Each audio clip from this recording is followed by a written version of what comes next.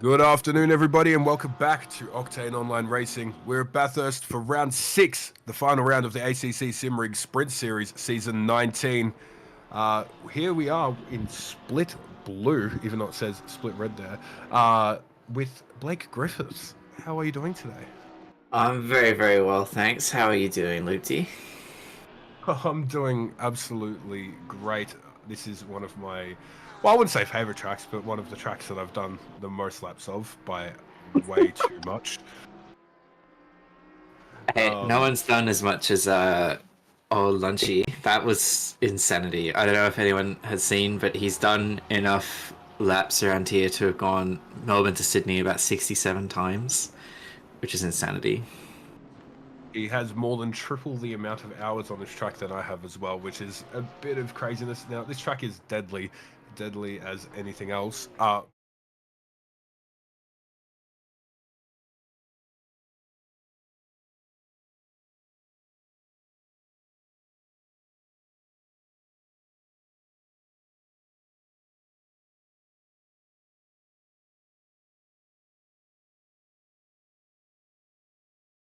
Riding with his rain bison. That was special. That was special. I'm glad I could be part of that. There is a tear in my eye. The rains have been blessed down in Africa. I was riding on board with. I don't actually know who this is, isn't it? Yeah, it is Alice. Breno Ellis. Okay. Oh, I'm not scrolled far down enough on my thing. I was like, I swear this is Breno Ellis, but Breno Ellis is at the top of the table. So as we're just in through qualifying, this is going to be probably the first fast laps coming through for most of these drivers, except for JC, who's out a little bit late. Let's see what we can do. We're looking for top times probably going to be sub 2 minutes. I mean, it's very, very racy, but I think a few of these guys in here are definitely capable of that. I'm expecting at least Reynolds and Ellis, or maybe not. The Porsche is very difficult to get around this track, but at least one or two of them to get a 59. We definitely will be seeing a lot of two flats in this split. Not much more from there. It'd probably be two flats, 201s for most of the drivers in qualifying, and then during the race, you're sitting at about high two flats to a lot of mid 201s. Yeah, race totally different to the qualifying though. I mean, if you've been watching along for splits yellow and green, you saw how much attrition there was. It is just as much about keeping it on the black stuff than it is the outright pace, and you can honestly get a pretty good result just by doing so. Well, we've been informed that the Porsche is easy to drive here. It's just slow in a straight line, which nothing sure has been said. That is a very slow car in a straight line.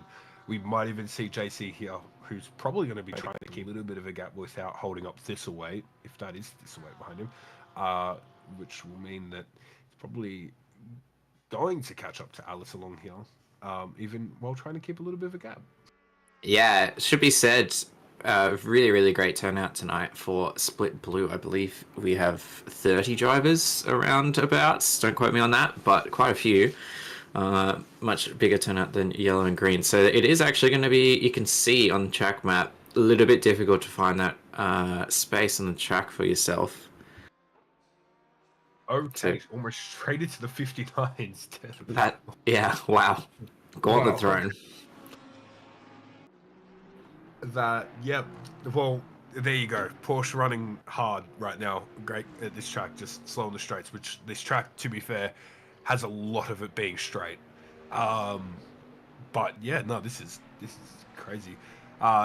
What a way to start off. And there is my commentating partner for Red, Lindsay Muddle, currently in the Bentley. That is a nice livery on that Bentley. I don't believe I've seen it much this season. I think it may be new, but I know Lindsay hasn't been racing too much. I think I think part of his rig died or something like that. That also, I might be confusing that with Thistlewaite. Number 87 car is Kamakroppa at Forest Elbow. Unfortunately, it looks like they've RTG'd, which is good stuff. I'm expecting, so there's a decent amount of Fords and McLarens in the split. They're both probably the strongest two cars at this track. I'm expecting at least them to appear in the top 10, one of each. I feel like that's a pretty easy bet. Very popular car. And as you said, they're very good. I find it really interesting. I think we saw it in both of the races last night. They are good at this track in opposite ways, which means when they're in a direct battle with each other, they really, really ebb and flow.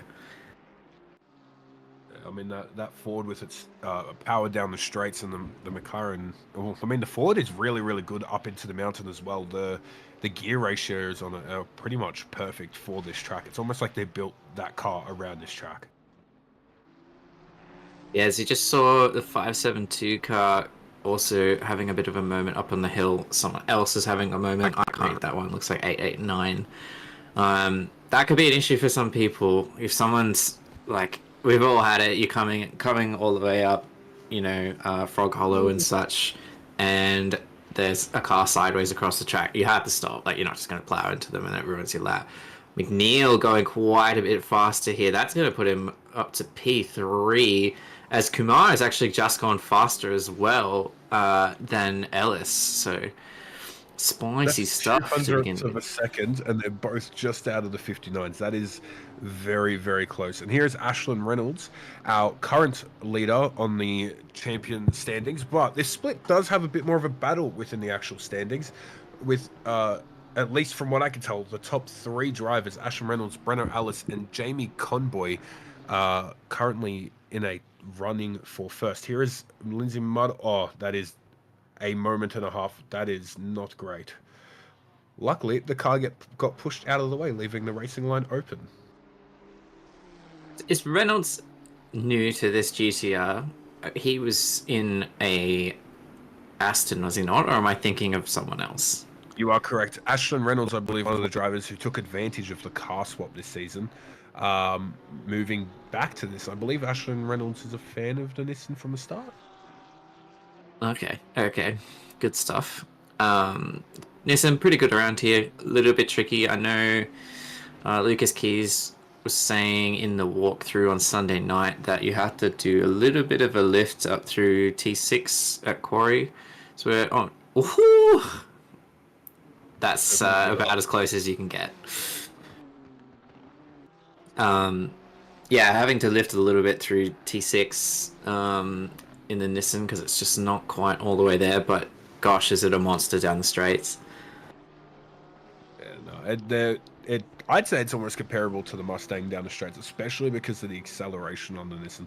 Might not have the greatest top end, especially with the amount of wing they'll probably need to be carrying, but that that acceleration out of the corners is going to be a huge advantage, especially against some of these other cars. For example, the Aston, which just has no lower end power. Yeah, so we just saw Kumar improving by 5 thousandths of a second, I believe that was. And we're on board with Vedeka. Believe that red time is probably not accurate. Going about half a second quicker, it's going to jump him up probably to P4, it looks like. I can't see above that. See as he crosses the line, P5. So he's got a little bit more work to do if he wants to get ahead of McNeil. So riding along with Kumar is currently the pace setter for this qualifying session. Yeah, and look, it's no easy achievement to get a point. It's almost a two flat directly, let alone getting into the 59s. Some of these drivers who are getting into 58s, who we can mention, like Lucas Keys, Chris Murphy's another one who gets into the 58s. And then in our next split, for Split Red, Brady Addison is a 58 enjoyer. I believe he holds a record on one of the public servers. Yeah, so running on with Ellis right now, that is going to be enough to get into the sub 2 minute and put him on to P1 if he can maintain this current pace. So we're flying down Conrod Straight.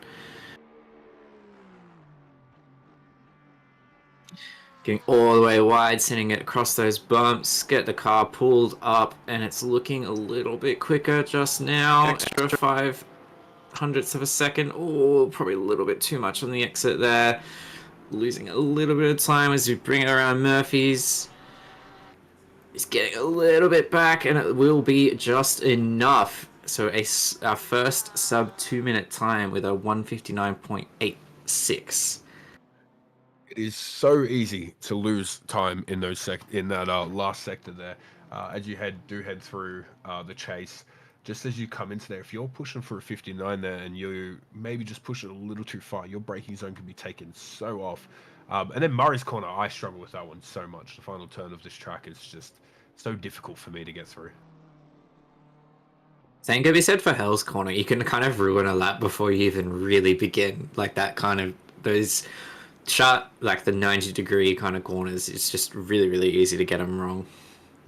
And they've got such big curbs on that inside, so if you even go in like a little too early or anything, and you hit those curbs, it just does not set the car well, and it can ruin a lap in a matter of seconds. Yeah, and you've wasted 2 minutes of qualifying as well. It really piles on. Ashton Reynolds is in third, so Ashton Reynolds has said a really good Jamie Conboy. He's jumped back out on the track to try to take back that position, who's now in fourth.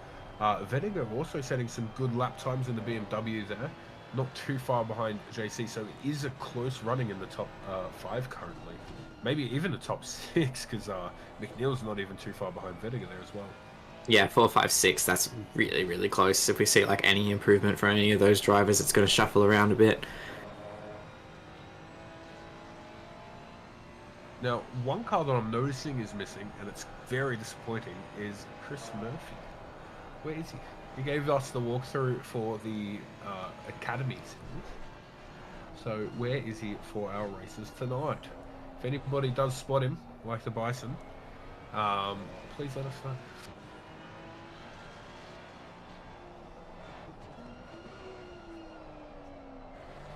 Ooh, a lot of time gains in there. Oh, a bit lost. Oh, I think it was probably just coming in a bit hotter than normal, but yeah, compromising the exit. So really running pretty much the same lap again. And Alice improving on the end lap there with a 59.792. So just a little bit faster around then. But that should open up a bit more space. So if Kumar isn't able to finish that lap strong, or one of the others who are pushing on for hard laps right now, we're currently on with Jeff Coate, whose best time is a 2-minute .8. So that is a very, very fast lap. And pushing it for a 2-minute .7, but that is sending it wide down through the S's there.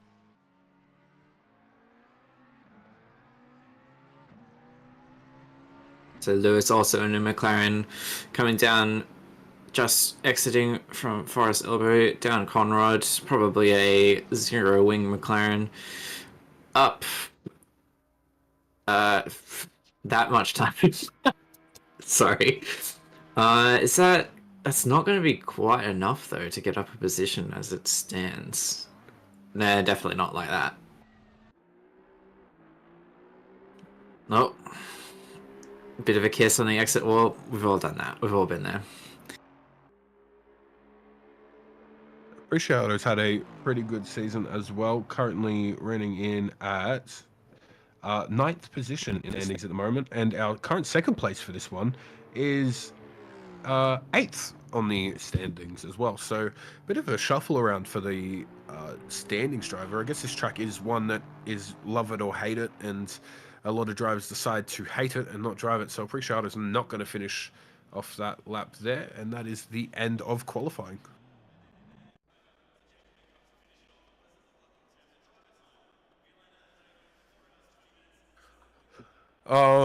Yeah. So look, good qualifying. It's looking good out there on the track. Nice weather. Brenner Ellis, of course, taking the pole position for qualifying. Harsh Kumar following right behind, and I believe that is, who is that there? Oh, Burton's in third. Burton made it all the way up into third with the Honda. That's going to be an interesting car around here.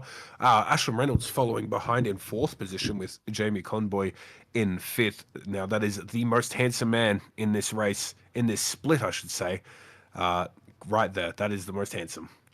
And then we'll move on from there with the Coke Zero livery of Vedinger. That is a nice livery that I've admired all season. McNeil with a bit different livery for this race, going for a gold style on the Lamborghini. And I've got to say, I still like it. I like the portal colored Lamborghini. Stop that. Get away from that one. But looking very dapper for McNeil in the best car in the game. Yeah, look, it's not bad, but McLaren is OP. And we'll continue on. So, yeah, we've got a few good liveries out there. Not many changes on liveries, just a few interesting livery on the right there. Not sure who that one is. I believe that is Jeff Coate. Yeah, I it's believe the that. what is it? It's like the walk and talk car or Yeah, something. Hike and hike and bike. hike a bike. That's Yeah, the that's one. right. It's cute. A nice Goku livery for Trent Callahan there on the right in the McLaren. He's had a very, very good season. I drove in academy with him.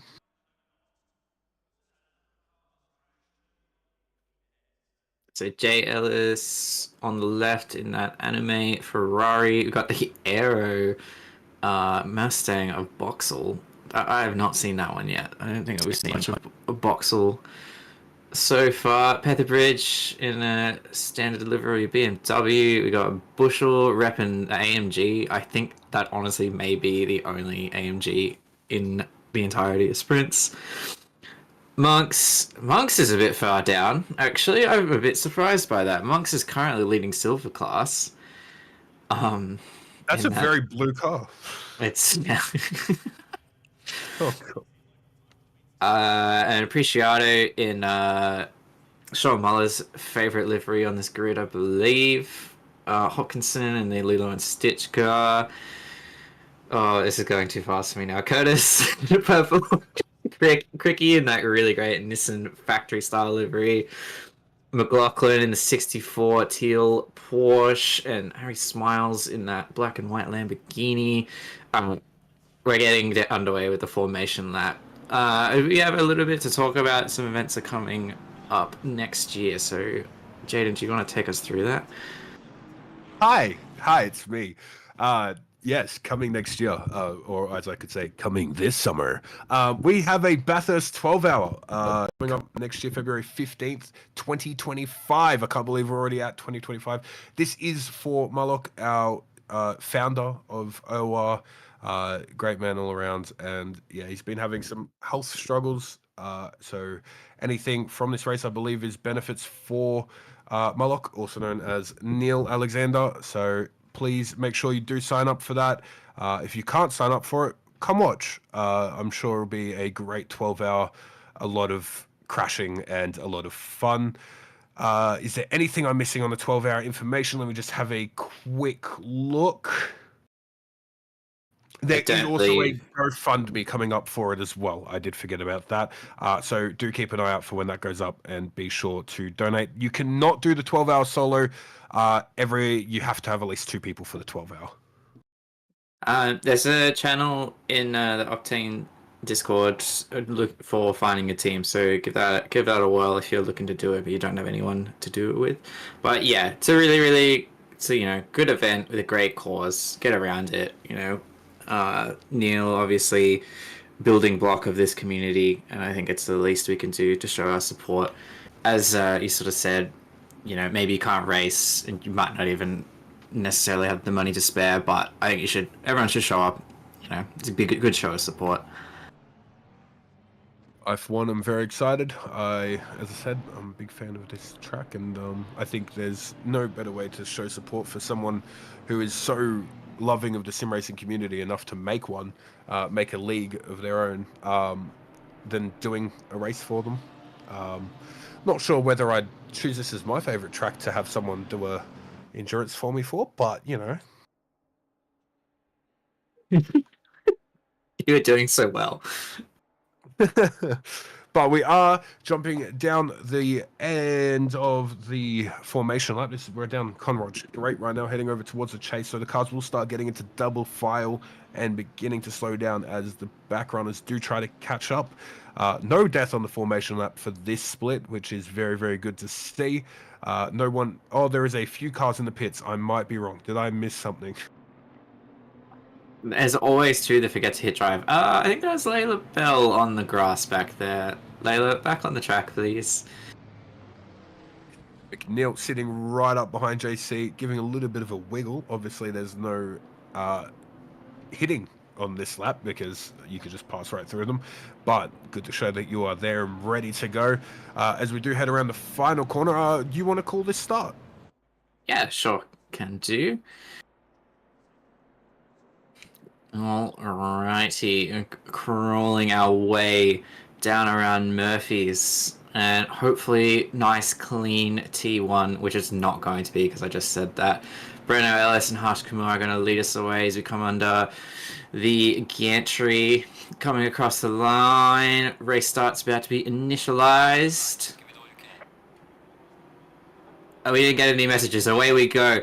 Breno Ellis getting a pretty good start, and Harsh Kumar covering off Burton, I believe that was in the Honda. It looks like we're all okay. Someone's doing a bit of a board slide across the curb, but nothing too bad. Eric's kept it relatively clean, so that's good to see. Jamie Comboy getting out of the wake of Reynolds and switching back to the inside line, having a look, but nothing to be done on T2 lap 1.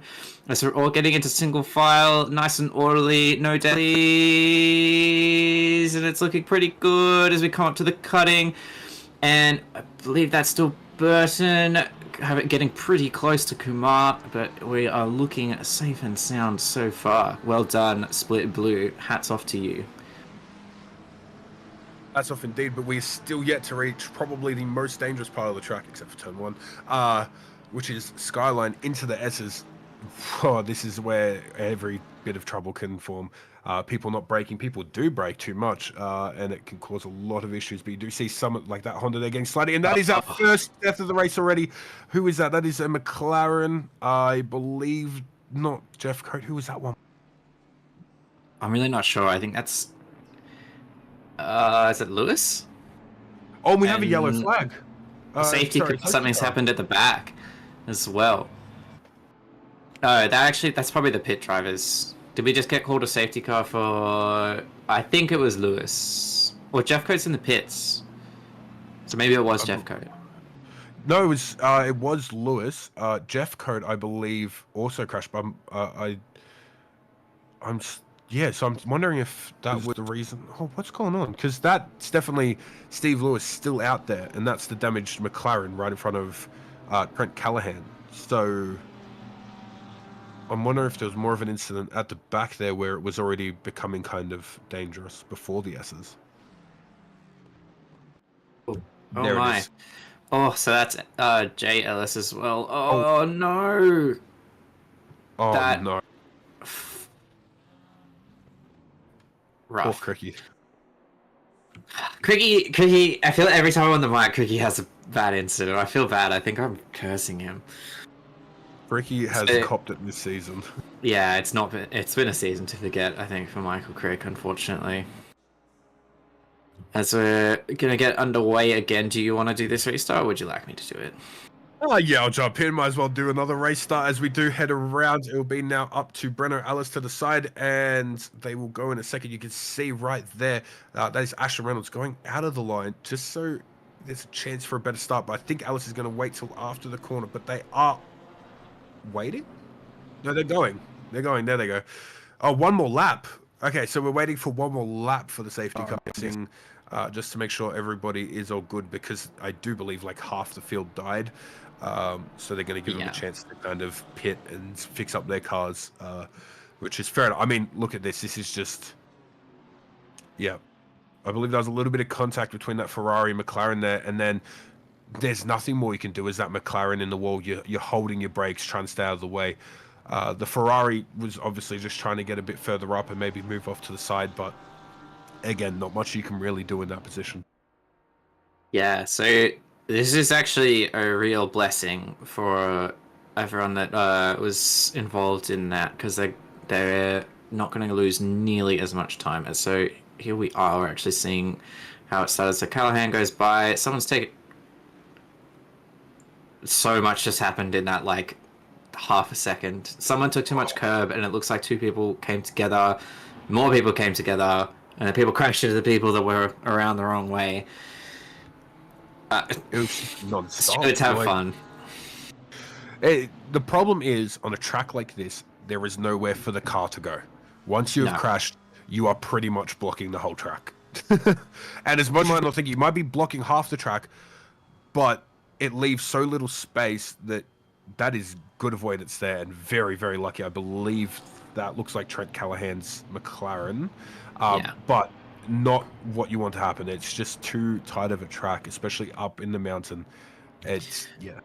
Yeah, well, because you're also it's like a lot of blind crests and stuff. Like I wonder if we'll see some people get penalized maybe for not observing yellows, because you do need to be really, really aware of that and be ready to slow down, or perhaps already slowing down when you come across something like that. But I mean, it does happen very, very fast. So I don't blame anyone for that, like for all of the stuff that ended up happening.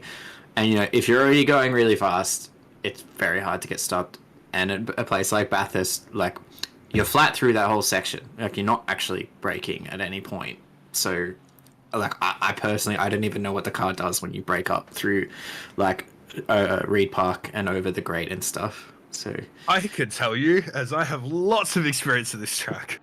Not much, not much good stuff. You pretty much every time that I've braked there for an incident, I've made it through occasionally, but you are better off letting the car slow down itself, which is still not what you want to have like to do in a case like that. If you brake, you're likely to either get hit in the back or you're going to spin. If you don't brake, you're probably going to hit one of the cars that cause the yellow flag. yeah, and I mean, if you brake as well, if the person behind you is just that second too slow, like they're gonna go in the back of you, and it's gonna be more chaos as well. Like it's literally just the nature of the track. It's so difficult.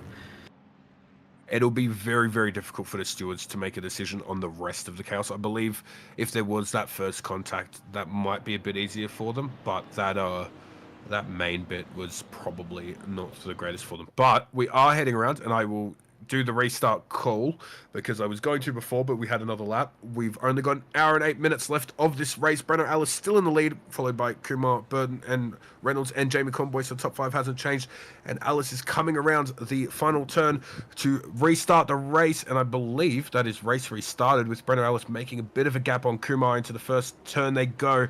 Oh, you look at that, Ashton Reynolds right on the back of Burton. That Honda not getting many favours from the Nissan, but the Ferrari getting a little bit of that slipstream. You can see just how slow that Porsche is on the straight, with Kumar making up probably maybe even a tenth or two there. Just look how close he's getting. But the move from Ashton Reynolds on the Honda on the outside, and there's a little bit of contact, and he's into the wall. We got an RTG. RTG, please, please, please. Yeah, there we go. It's gone, I believe, but someone else is there. No, he's still there. Isn't it There's the RTG.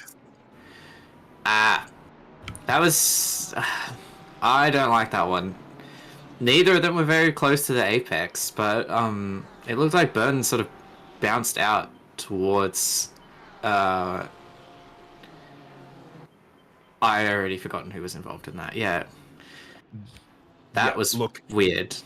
I could tell you exactly what the stewards are going to call with zero doubt in my mind. That is on Burton. And it might have been a little bit of a desync. It might have been a little bit of lag, but that is Burton coming out left on a right turn and pushing him into the wall. And like, it might have not been intentional. It might have been a little bit of lag, as I said. But I think from our perspective here in the comms box, that is a cut and dry case, and that will be, if that's what they go with, it'll be a very hefty penalty for Burton there. Yeah, it's very, very rough though, because that's two of our front runners are essentially out of this race already. I mean, there's positions to be made up. It's a long race. I never like to see anyone quitting. I do call people out for quitting until they explain themselves in the chat. But we'll see how it goes. So here we are having another look. It's just like he doesn't turn in. He's locked up, I believe, because you could see his car wiggles right and then wiggles left. I believe the Honda is locked up there, and the wiggle left, because of how close they were to the wall on the outside, has knocked into Reynolds. But Reynolds, this is really bad for him because he's currently first on the standings. Yeah, but he has finished the lap. He is finishing the lap, so he's going to go into the pits, maybe do his full pit now, which means that he might, I don't know how much the Nissan fuel is running, but he might be able to last the last hour and 5 minutes on one set. So we had a car as well looks like they were off at the chase, and then the number 77 had a moment at Murphy's. So the last corner. Here we go. So Lindsay Muddle having a look down the inside into the chase. Always a little bit tricky. And I feel like that one is a lot harder to call than a lot of other corners, because where do you count as being where you have to be on that corner? It is such a fast turn, or even a kink, that like I don't feel that it's really any safe distance apart with, unless you've got like a car in between you both. So here's that incident at Murphy's I was talking about. Yeah, braking too late. Oh, bit of a ping pong between Crick and I'm not sure who that purple Porsche is, but yeah, a little bit rough. You know what? I'm now proud of Split Yellow. We had a better race this one than Blue. Already. Split Yellow was very well behaved. It was only people having their own incidents, really. Split Yellow can be clean at a track that's extremely hard. So Kumar has closed this gap right up to Ellis. It's 0.2 of a second currently as we're coming down through Murphy's, getting up on that curb a little bit. Full power, send down to Hell's Corner as Vega sets the fastest. No, I'm not even going to say it. It looks like everyone's doing the fastest lap. You know what this does show, though? That the Porsche is not that great. As much as it's a good car in the mountain, possibly, its slowness on the straights, Alice is usually gone by now. When he gets out into the front, you usually see Alice take off and get far ahead, but Kumar right behind. JC not far behind them either. So I think Alice is going to really, really have to work for this one. I mean, the Ferrari's also not that great down the straights, I've heard. So these guys are probably running a similar sitch where they're pretty good across the mountain and pretty terrible down the rest of the track. Whereas you've got, as we're having a look with Crick and Pethybridge, or Pethybridge not really leaving enough room at the apex and then coming together again and again. Ouchies. God, Cricky, I'm so sorry. It's such a rough one. Oh, Burton tapping the inside wall at Skyline. He looks like he's going to be okay, but that's all out of sorts. See if there's any damage there. It didn't look super hard, but not what you want to be doing and not this early on in the race. Oh, really damage odd he does line. have is those tires. Those tires will be dead now. Coming straight through that, holding onto the brakes hard. Yeah, those tires, look at that. Or I'm wondering if the engine got any damage as well because of the amount of downshifting quickly there. Yeah, we did see, I believe, Chris Taylor's in the... Oh, come on. That was bad. I looked away for half a second and saw a car spinning. Did they collide? Vediga just kind of ran up the back of Burton, yeah. Oh, that was pretty average. well, we're down into the 2 flats for the fastest lap, which is nice. Breno Ellis getting a 2 flat 0.8. That's a nice lap there. Burton obviously will probably be heading into the pits, is my guess. And you do see JC, the most handsome driver in the split, in the background there. I don't know where this is coming from. The 175 car is coming crop. Oh, it looks like we got a big incident at Murray's. That's at least 2 cars. Will it be enough? I feel like it's on a corner that's far enough away that they're not going to call another safety car for this one. Luke Addison making me look like a fool in the chat, saying that the Ferrari with even higher wing is incredible on the back straight. I don't drive it. That's just what people tell me. What they said, generally speaking, the top end speed of the Ferrari is terrible, but I'll take Addison's word for it over my own. Yeah, well, this round is starting to feel like an elimination round with half the drivers, it feels like, not even going to finish the race. So it seems like every lap, people at the back are getting eliminated, which is not the greatest thing you want to see. But it has changed up our front runners, and we've got JC in the top 3 now. And here is a replay of that. Yeah, that is the BMW having a little bit more speed around there, and the Honda getting pummeled in the back, it looks like.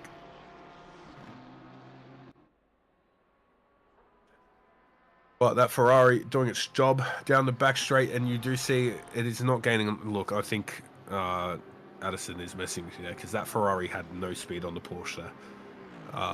So not sure what to take of that. God forbid I God forbid I believe people with more experience than me. The stewards, I hope you guys bought chockies for the stewards. Say thank you because they have their work cut out for them. Is there an MMR Christmas party? Is my invitation lost in the mail? Still waiting for my invitation as well, please. I'm still waiting on 15 cents from Glenn, actually, in the mail. The stamp cost that much, so it just ended up staying at his house. So Chris Cooley with the two flat 6. Not bad. I will say that just shows what a fast driver Chris Cooley is there. The Aston is terrible around this track, at least in my opinion. I couldn't get any pace out of it. A lot of drivers struggle to get pace out of it. It can be strong if you have the right driver, which you're seeing right there. Chris Cooley, who is defending as well against the Porsche of Babby, and he's tapped the wall there. Oh no, that's not Cooley. That is, who was that we were watching then? That's an Aston. Oh, it's Johnston. I forgot Johnston was in the Aston up ahead. Yeah, Johnston versing tapping a few walls and defending very, very well. But that is some good driving in the... Oh, no. Okay, we're about to have a replay of the incident. I'm guessing that happened down at Murray's Corner. Here we go. So that's Burton coming slow down Murray's... Oh, no. Oh. What's... No, oh my... My palm is on my face. I'm scratching my head. What are we doing? That was just horrendous. Burton, I would like needs to be hear holding. Burton what he was doing here. Not even... This is Burton who's injured, or not injured, but damaged. And he has sat on the right side of the track going very, very slow, and then gone to go across as the cars have come down speeding. Yeah, that's not been set up right. Nah, like he's on the racing line and then it looks like he decides he wants to come to the pits. It's just, you can't be doing that. And that's caused a massive incident. Yeah, look, that's not okay. But Chris Cooley setting more fast lap. This is 2:06. I'm gonna guess that Cooley is running at half and half. I'm sorry, my brain is still not functioning from that. But Johnston has lost his position to Babby in the disgusting Porsche, which I don't want to look at. This split is hurting my brain right now. Cooley getting held up by another Porsche. Going to go for the inside up through the quarry. Turn 2 of the track. Makes the move. Passes the Porsche of... Who is that? Was that Bell? That's Layla Bell, yeah. So Cooley quickly moving up positions because just past Mark Bushell as well. So this is a very, very good race for Cooley here. Not much competition when half of them are taking themselves out here. But yeah, this is... Oh, Babby getting wide. I hope that Babby was able to catch that. Oh, and you see McNeil there. Looks like bouncing around on the track with some maybe internet issues. And oh, same for the Lamborghini in front, which I believe is actually a blue flag there. Yeah, so Smiles is in the black and white Lamborghini, and we have McNeil. So with a replay, I believe that's Johnston in front. I don't know who we're on board with. Oh, right. Yeah, but I should say in the car. Should have stayed in the car. So Babby actually getting the drop on Johnston into turn 1. Nicely done. Oh, and you can see McNeil pushing hard right onto the back of Thistlethwaite. So I think Thistlethwaite's actually gotten past McNeil. McNeil was ahead, wasn't he? Yeah, McNeil was ahead according to the timing boards at least. So and McNeil, I believe, is looking to make a move up on the inside of Hull Corner, turn 1, but backs out of it, which is maybe the smarter thing to do at this stage of the race. We've still got 56 minutes left of the race. So plenty of time to try to make a move. You wouldn't know it with the desperation of some of these moves we've seen so far. But so here we go with a bit of a replay, going side by side through the kink into the chase. Ooh, just sneaks it in front. Cam Thistleweight, how do you like that one? Bentley is quicker than Lamborghini. Don't colour me surprised, as that is obvious. It do be like that, unfortunately. Lamborghini is very, very nice, very friendly across the top of the mountain. I actually jumped in the McLaren for a couple of laps to test it out, and I died across the mountain like 4 times. So Steve Lewis getting a 10-second penalty for a collision on lap 4. So is that after that first initial calamity that we had? Because that was on lap 1, was it not? Yeah, lap 1 had the original chaos, I believe, wasn't it? Or was that lap 2?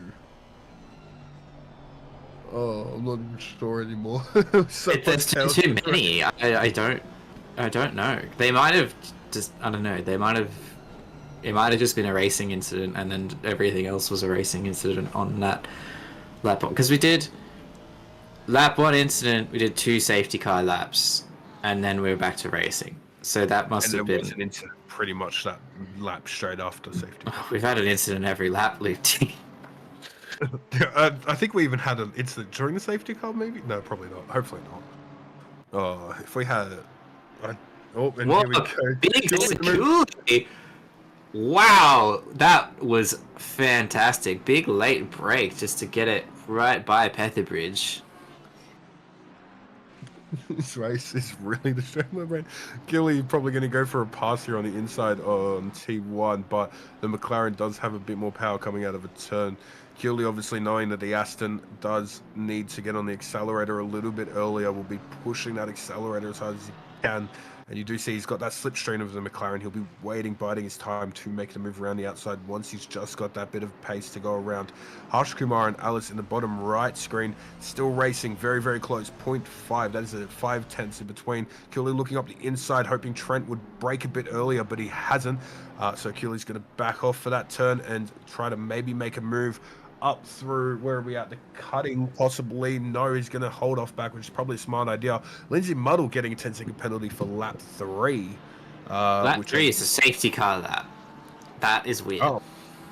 So, yeah, we're getting all of our penalties in, so we will see them just rain through. I'm still interested to see what does happen with Burton and what does happen with a few of the other drivers who we've seen have incidents today.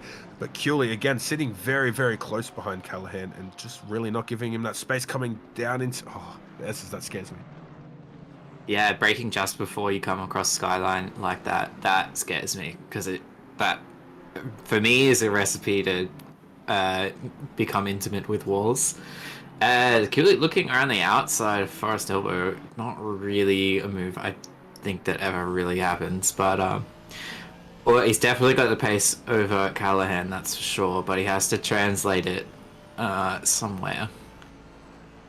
Callahan has really just got to keep a cool head and keep driving like he is, and he might be able to hold off Cooley for a very long time, because Cooley's just looking for Callahan to make a mistake, which is how a lot of these pro drivers do it. And you do see the not timing boards, the boards there have blocked. We've got a race control message, but I cannot see what it does say. But I believe that said Vediger has a penalty as well, which I believe would be for the bit of a bump on Burton. Yeah. So that would have been when he ran at the back of Burton. It looks like 15 seconds to me, but we'll wait till we get back. Or it's SG30. Nope, it's 15 seconds. Everyone calm down. No SGs yet, but I could feel one coming. I don't know why. I think Burton could have something like that coming, but we'll see. Side by side, looks like this way backed out there for this one.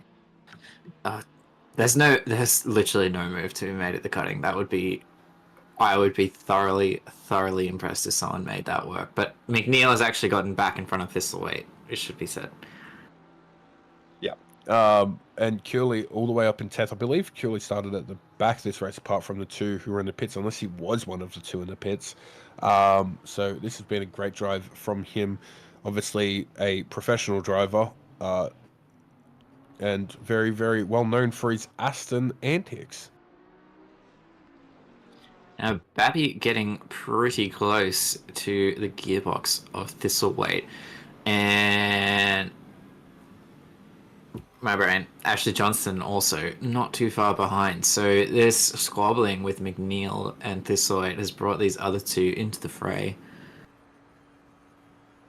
I'm saying unless Alice has a mistake, and I'm not calling the race now, but unless Alice has a mistake and Ashlam Reynolds isn't able to make their way up into the top again, and there is a stop go 30 for Yeah. the dangerous driving for Burton, which I believe was the one just before Murray's corner after the chase.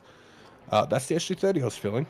I gotta stop you there though. That was only lap 5, so that's 2 laps after the safety car. Was that the move into Griffin's Bend? Because that, how many? Like I think we've done a few more laps than that. We're on lap 11. Okay, we're gonna get a replay. We're figuring it out. Let's figure this out right now. We're gonna figure it out. We're gonna find out when that did happen. And there's a stop go 30 for Alice, for Jared Alice, 5. for lap 5 as well for dangerous driving. So that's 2 cars on lap 5 for dangerous driving. I'm wondering if that. I don't know. Oh, yep. So here we go. Here's a replay. Was it maybe the re-entry from Burton that caused? I think Babby went off there. All right, we're gonna watch as we look at Burton come back around. This feels like a bit of a missile heading for a primary school. Watching this. Oh no! So this was the lap. Yeah, this was lap 5. This is where the big incident here happened because he stayed on the right. He wanted to get across. They're currently racing, and then he goes to make the move. Just changes his decision. Yeah. Okay. Yeah. Okay. Right. Sorry for misleading everyone. Oh my gosh. Hey, he's facing the right way. Jared Ellis picking up another. Okay, so Jared Ellis has really not had a good race, and that was lap 1. So I'm gonna guess that was the big incident. So I'm guessing Jared Ellis has copped the blame for that one. We've got a car up on the mountain, yellow flags. Hopefully not causing too much trouble. Can't see who that is right now. Yeah, that's you're puking up your lunch, I think, after that. That was 9 G's of force spinning in that car. David Marsh has received a penalty while not racing. That happened yesterday with Muller as well. Got a penalty in split green while not racing. Yeah, but to be fair, it's been a very confusing night. I believe it happens when someone takes your number or something like that, or like you still have a car like registered in the livery system or something like that, or the JSON file. Because I know Lucas Marshall was using the number and he got that penalty that Sean Muller was talking about. We do have a update on the Jared Ellis penalty. The SG30, I believe, was the ignoring yellows in the same incident where Burton did the 5,000 spins. Yeah. Which is absolutely fair. Like when you see a yellow, especially on a track like this, you need to slow down. Yeah. So the stick is out as... Oh my goodness. Cameron Thistleweight, how did you get away with that, you mad lad? Not going to help his cause for tyres, that's for sure. Oh, but yes, this race is just chaos at this point. Look at that. That is so close to the wall. Those tyres will be... I'm surprised he didn't lose it coming down the S's there, because I find when I lose a little bit of traction earlier than the S's, my tyres completely die there. And just look at all these penalties coming in. This is for the lap 1 stuff. I do believe this is all the chaos that happened together. This is people not slowing down and continuing at race speeds through a bunch of yellows as well. Yeah. Could this be the most penalized race in all of Octane history? I wouldn't be surprised at this rate. Look, I mean, there's too many incidents to count. I might have to go back and just make a quick compilation of all the incidents in this race that we've reviewed not missing out on hopefully some of the ones that we have missed. But there is Curly doing a 2.5, a 2 minutes 0.5. But gee, I don't even know what to say about this race anymore. Yeah. So, on a more racing related note, looking. Oh, never mind. We are on board. So, this is that first lap incident. Oh my gosh.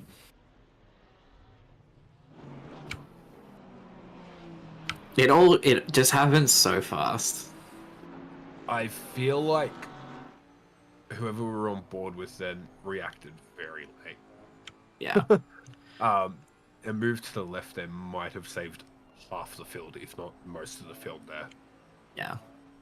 But look, it's difficult. You're on a fast-paced track in a fast-paced area. But yeah. What I was going to say is if Breno Ellis continues like this and Ashton Reynolds, I can't even see them in the top 20. That would be a win for Breno Ellis in the pro class for the season. And it looks like Jamie Conboy would also move up into second as we are... Ooh, spicy. So that was Johnston in the 55. Aston Martin right there behind Babby. Let's see. I think Reynolds has pulled out. I can't see the number on the track at all. Yeah, I think Reynolds had the original thing with Burton. Is that not correct?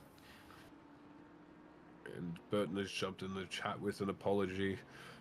That was certainly some interesting making, but it looks like Cooley's going to go for a 59 in race with a 2-minute .285. This is very, very quick times. Wondering if we're going to get a 59 in race. That would be insane. And you were saying that Aston isn't even that good around here. It's terrible. The AMG team, Aston Martin. Yeah, greatest Aston Martin in the world, the AMG, but definitely right. But no, I think this comes down to Aston might not be good here, but Hewley is just very, very good at driving said car. I think he has most of his hours in this car in ACC. It's looking a little bit squirrely though. I wonder if those tires are feeling the pressure. I wouldn't be. Actually, I can't see properly, but I believe he wouldn't be racing on too high of TC, especially if he's going for a 59, which it looks like he's trying to. A TC2 with no TC2 on. So yeah, he's kind of driving with a more, I guess, a bit more of a qualifying setup. So the tires would be getting absolutely destroyed as he does go around. He's right behind the Mustang as well, which might help him with actually a good time because Aston, obviously, as we all know, has not the greatest top speed, but that Mustang will be able to pull him for maybe a 282 kilometers an hour.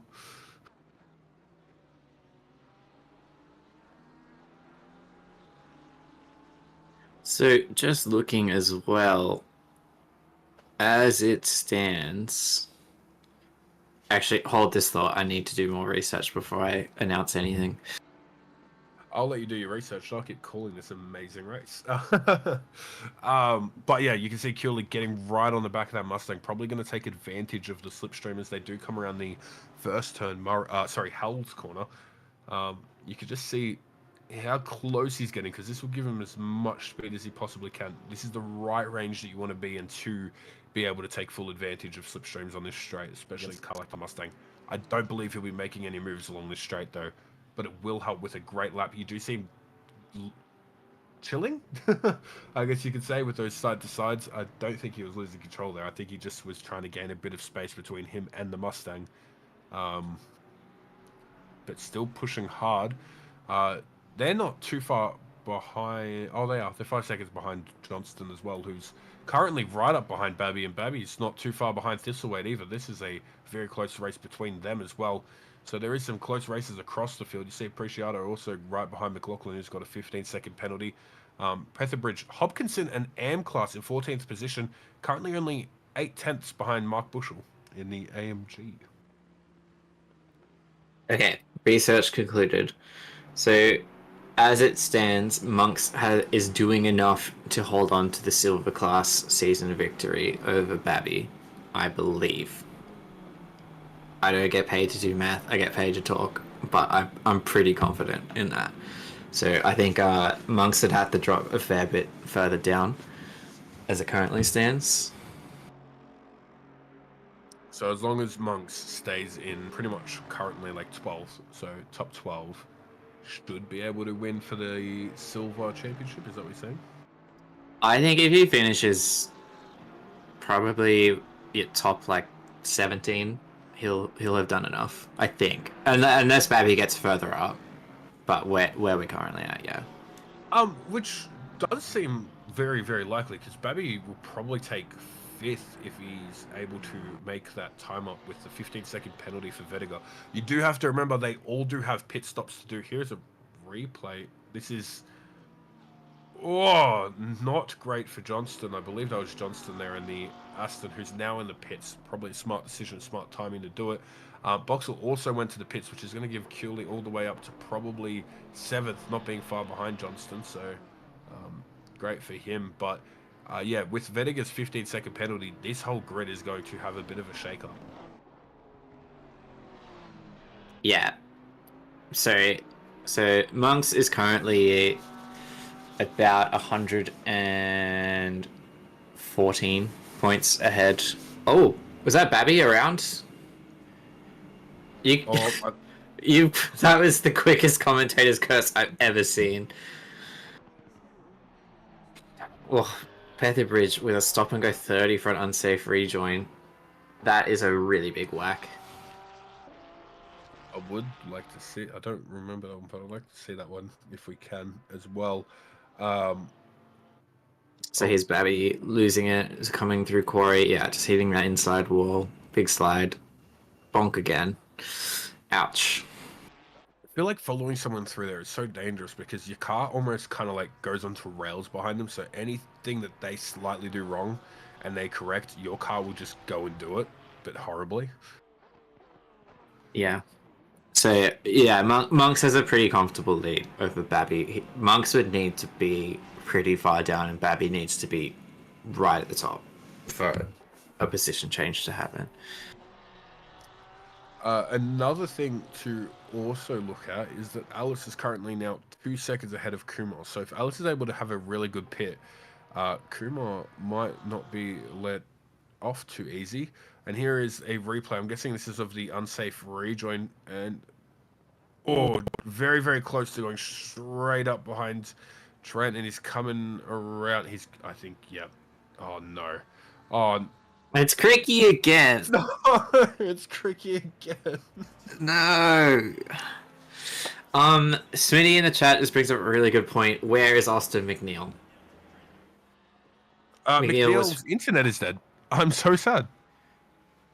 No, you championed the Lamborghini for me. That is really sad. I'm so sorry, Austin. This race has been one to forget tonight. It has been a rough go. I think the only people that are having an okay time right now is Breno Ellis and Harsh Kumar. Is there still Ellis edging away from Kumar ever so slowly, but still under 2 seconds? As just passing the halfway part.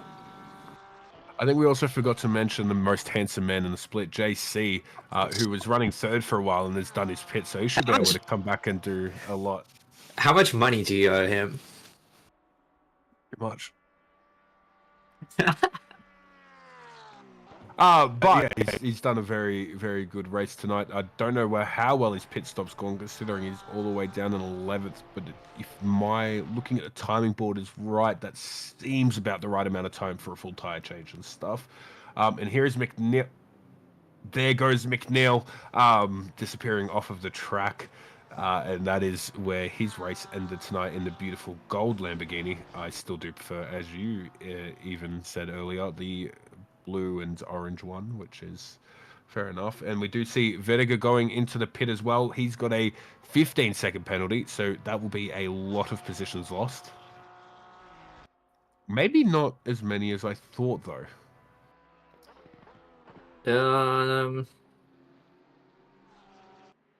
I'm not. How do you know how long the doing a pit lane sitch is at Bathurst? It's, I believe, 50 seconds with tires. So like 30 seconds tires and then 10 seconds on the other side. Yeah. Okay. And then Might be wrong. plus a 15-second penalty, so it's a minute and 5. That's pretty. It's going to be pretty far down. Oh, That is half a lap right there, just in pits. yeah. Is there's JC overtaking already? Again, most handsome man. 19 seconds DT. Oh, okay. So it's 19 seconds. So yeah, about 10 seconds on either side. Okay, so good estimate. Yeah, nice. So we've got a lot of the lower end of the field having done their pit stops, but the top runner is still holding out currently. Okay, he lost a lot less than I thought. Hold on, is he come out in front of Jason? Oh no, the timing boards just haven't Nah, updated. yeah. Okay, yeah. So Vediga has lost quite a few positions.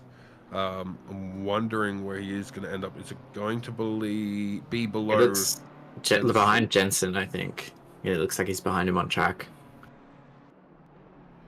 Yep, there we go. It's just updated.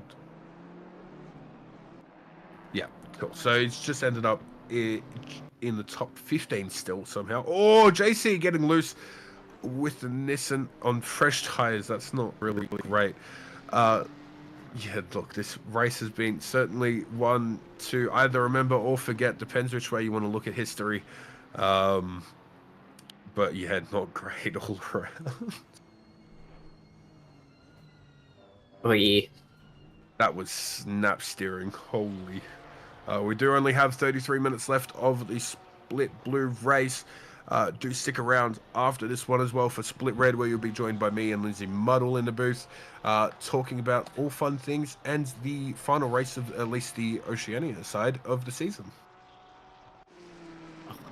I'm sad. I don't want the racing to be over. It's too good. Convoy getting around Curtis, or Curtis bowing out a bit there, it looks like.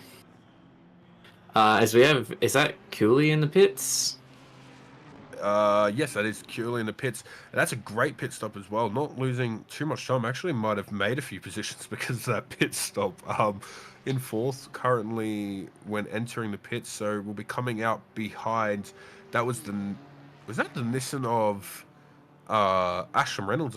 No, I swear I saw a black and green Nissan. Wait, Reynolds is down in 24th, so it might be a bit of Reynolds a is still lap racing. behind. Yeah, we probably haven't been able to see him on the timing board. No, that's good to see. Look, I think it's important to continue on and look. You can just see the amount of damage it's done to the car. Not in terms of it's still damaged, but in terms of the fact that the driver, the mental, will be damaged. The 202s and 204s is not where Ashton Reynolds usually sits.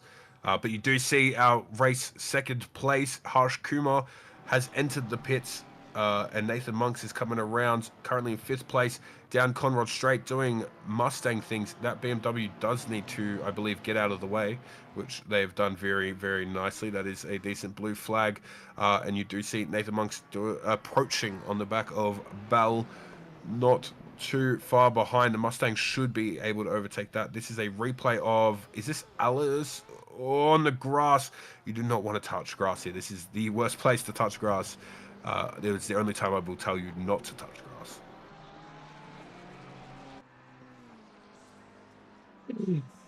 Nice one. Nice one. So Thistlewaite's also responded to Kumar coming into the pit. So Ellis staying out, Kumar, Thistlewaite coming in. See how this plays out.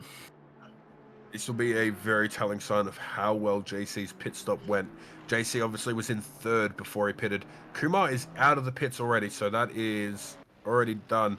JC has just gone around the pits. You do see Harsh Kumar there on the front of the screen with JC just there in the background behind Mike Crick. Cooley also coming around. That's Vediger going around there as well. Now that is Thistlewaite coming out just ahead of Cooley and Vediger as well. So that is a decent pit stop for all of them. But that should put, once the timing boards do update, that should put JC back into the top 4, I believe, with Layla Bell and Nathan Monks keeping their third and second positions. Oh, and Mark Bushell. I forgot Mark Bushell hasn't pitted yet, and same with Hopkinson. How did I miss them? I haven't seen too much of them tonight. There's been a lot happening. I think you can be forgiven. It does look like JC and Kumar had a pretty relatively incident-free pit stop.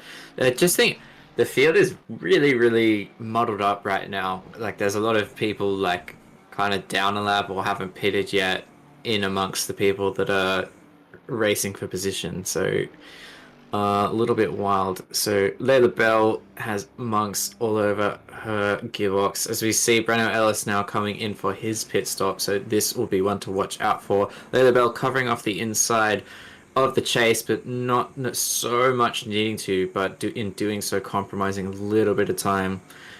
Coming down into Murphy, and she kind of fakes the pit stop there almost. Not sure if that was just a camera angle, but covering off the inside more than likely. Monk's dropping off just a little bit, and she might have done enough to hold on for this lap coming. I am wondering if that was, instead of a fake going into the pit stops, I'm wondering if that was a going to go into pit stops, but decided when Nathan Monks wasn't to stay out. Yeah, definitely could have been. Bush was in the pits. Oh, Bush was in the pit. So this will be start a tallying of where everyone is going to end up. JC only was at 5 seconds behind Harsh Kumar. So that shouldn't be too crazy of a distance for JC to be able to make up in the Nissan. Though it is, again, deadly around here. So they're taking it a bit slower up through the mountains. Nathan Monks is probably the most powerful car on the track at the moment in the Ford. Pushing around right behind Layla Bell. Who is currently in first due to Alice, who did pit. But Alice still only in third after that pit. So that is great. And we are seeing some battles out on the track. Babby and, who was that, Johnston having a nice close one there. Babby obviously making the pass through turn 1. So, yeah, it looks like the racing might be cleaning up. I'm really hoping I didn't just curse that. Nah, I think it's calmed down a little bit. I mean, there's not as many people fighting for position, so hopefully people are being quite respectful on the track. Hopefully. Bell making it through the mountain. Looks like extending the gap ever so slightly, but this is where that Mustang is going to shine as it charges down Conrod Straight. And look at that, it's getting pretty close as we come through the kink into the chase. Bell kind of covering off the inside, I think, realizing again that she doesn't quite need to. Again, costing her a little bit of time as that Mustang is now ever so close, so she's going to have to defend down into Murphy. Monk's decided to come into the pit, though, so no defense to be had there. I'm wondering if he was... Oh, someone has spun here. There is a yellow flag on... Oh, there is a... Is that a red McLaren spun on the main straight there? Yeah, looks like. Indeed. Who is that, though? Trying to figure out who that was. Oh, and that's another penalty that will shake up the current racing as well. That's a collision on lap 19. Did we miss that one? 3 laps ago. We haven't seen too much of Boxall this race, so I don't know if we saw that. Yeah, so Harsh Kumar doing some very quick racing now. 2 cars in the pit. Hopkinson and Monks are both in the pit. Layla Bell still yet to pit. One of the final cars on the track that hasn't pitted. Same with T. Kung, who is all the way in 16th place, also has not pitted as well. So, this Lamborghini, oh my gosh, this McLaren, my brain, okay, hit that curb. That is not a great curb to hit, and obviously just tried to get off the racing line as best as they could.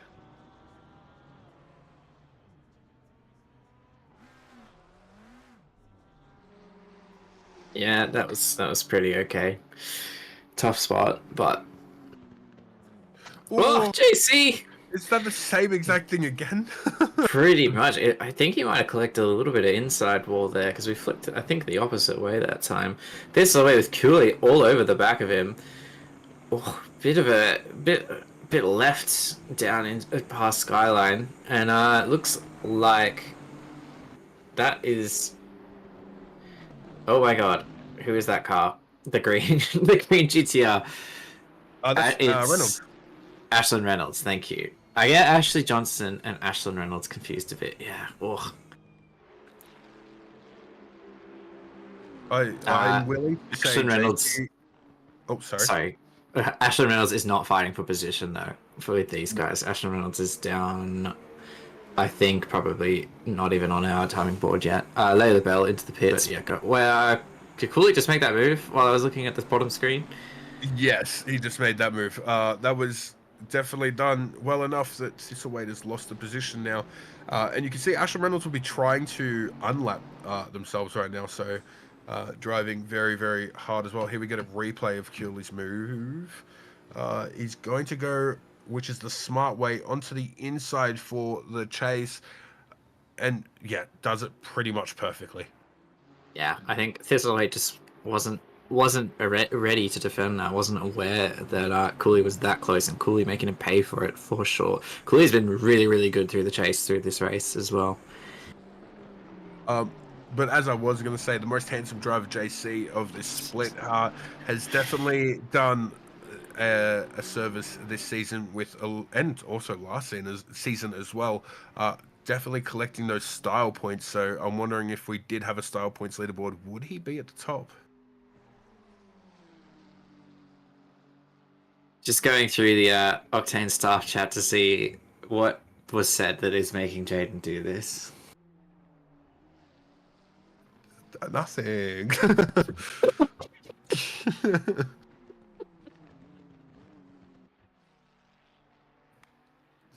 But we would be the only one. Yeah, that is correct. JC has done incredible amounts of drifting throughout this year of OOR. Which Number again, 4, sorry to interrupt, number 4 is having issues at Griffin's Bend. I wonder if they're turned around because they keep going yellow. not a great spot to sit either, because really, oh, there we go. They've gotten going now. They're going to give space for car, was that 83 to go around, which is very, very safe. Really bad spot to be though, to try and get it turned around. I mean, the whole mountain is bad, but the visibility is just so bad, and it's a fast section of the track for sure. Yep. Yeah. And what a great way to end off the year as well. At our home track of Bathurst. When I say our home track, I mean for all those in the OCE. Oh, here we got a replay. It is of the Lamborghini. That's Smilesy. Oh. Yep. Very smart decision. Great spot to actually move out of the way. Yeah. So good on him. And yeah, all you can do at that point is wait. And you can see that they're clearly checking the track map, just waiting for an open space there. So great work from them.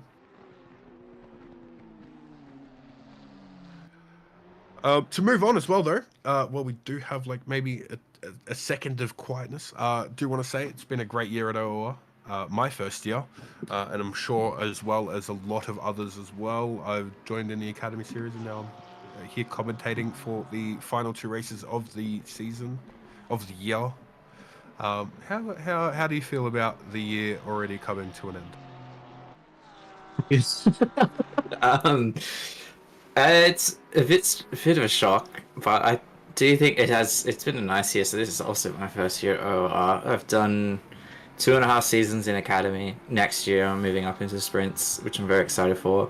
Excited to hold down the rear for sure. But it's been really nice, and yeah, it has been a good year at OOR. It's been really, really fun to jump in the comms booth and chat with people, chat some shit, and meeting a lot of nice people too. Yeah, and I think that's something OOR's always been great at, which is bringing a community together and making some really great teams. As we do see the 2 Coca-Cola cars versing it out, and I do believe Vertiger's actually up a lap on that Ferrari there, so that was a blue flag. But nice to see them so close together. Yeah, I was interested in that Coke on Coke violence as we are with. I know this car. Oh Bye. no! Oh no! Ooh, that's almost a 59 Ouch. surely. Apart from that spin, that was incredibly scary, and glad that there was nobody else on that area of the track at the time. I saw something like that in, was that green or yellow last night? Someone, I think it was another McLaren actually, like rode that wall and did a bit of a flip. I think it was Yellow Lim. had that, I believe. I know Johnson did that almost in yellow. Yeah, poor Johnson. Yeah, he had he had a pretty bad one through there. So Ellis making a bit of a gap to Kumar. I don't think it's happening anymore. Kumar pretty close to Convoy. Wait, no, he's not. Youch. Bit of a board slide into a nosedive into the wall. Convoy 6 seconds actually down from Kumar. That gap has widened. And then Cooley 10 seconds from Convoy. So some big gaps opening up the front. Apart from the current race, I think it's important to say because it relates to the area. Liam Lawson is taking the RB seat from Perez, which is pretty cool. So that's a New Zealander driver moving up into the good cars. Thank you for that trackside reporting. Great trackside reporting, and we're back onto the race. Babby, though, right on the tail of Boxall. Boxall with a 10-second penalty, so there's not actually... I mean, Babby obviously wants to get by them. There's still a bit of racing to do and get up to Vertiger, but yeah, we'll see if Boxall feels like defending this one, or if he's going to maybe, if it happens pretty easy, let it happen. Does that mean Boxall purposely decided not to serve the penalty when in the pit? I don't think you can not serve the penalty. I think the penalty has to come after, because you go to the pit and if you have a penalty, it gets served, does it not? I'm pretty sure in the pit MFD you can turn off serve penalty. I might be wrong. I definitely might be wrong, but yeah. Chat, help us out, please. Yes, please help. And you see poor Cricky, who's had some sort of season, currently racing against Reynolds there. Both Nissans, this looks beautiful coming around through Quarry, turn 2 of the track, but you just see that amount of damage on Cricky's car. I'm wondering if that's a bug from all the incidents that have happened today to Cricky, not because of Cricky. But yeah, he's still racing strong, 22nd currently. Not bad for the amount of damage he's probably received over the last hour. Yeah, Cricky's had, honestly, probably more incident. We've talked about Cricky's terrible, no good, awful season that he's had. He may have had more incidents in this race alone than the rest of the season. It's been a bit horrendous, and I don't think any of them have been the fault of his own. Jet Johnston, other Nissan, getting a bit wild through there. Reynolds. I told you I'd do that, and I did it again.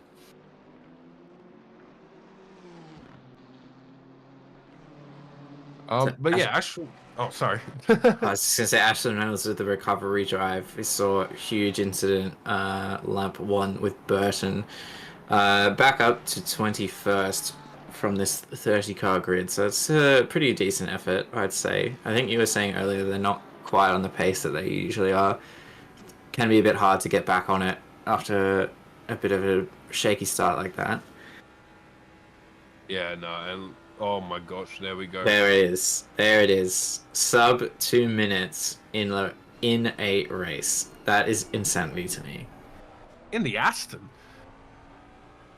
Nonetheless, but yeah, that is some really, really great pace there. We are looking at Babby looking possibly up the inside of Vertigo. Just look at the damage on all these cars. Like, this race has done something to my brain. I can see why people love Bathurst so much. I mean, hate. I mean, love.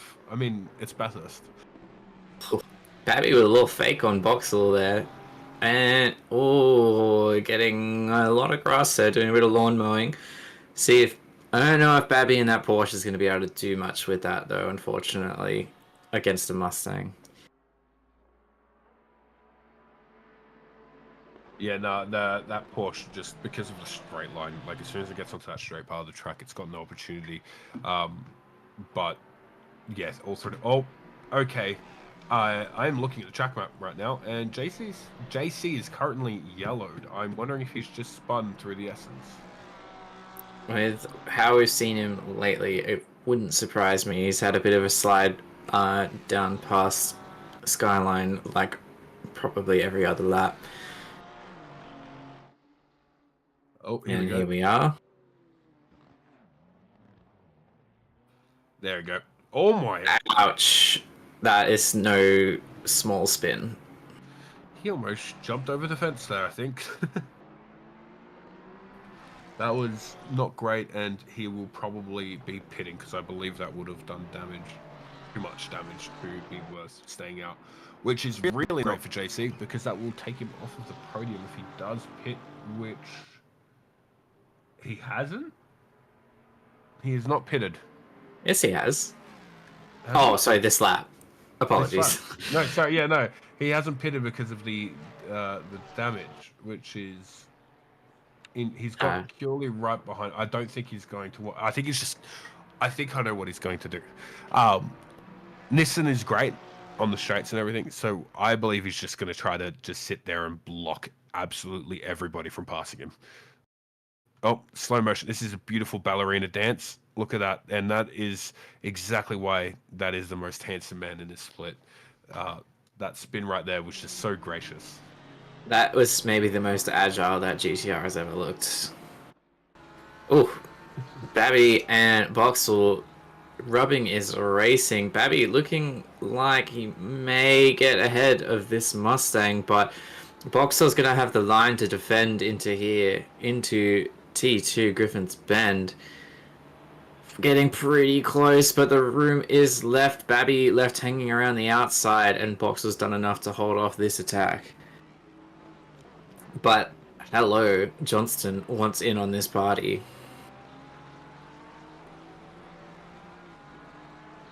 Convoy needs to hold that position.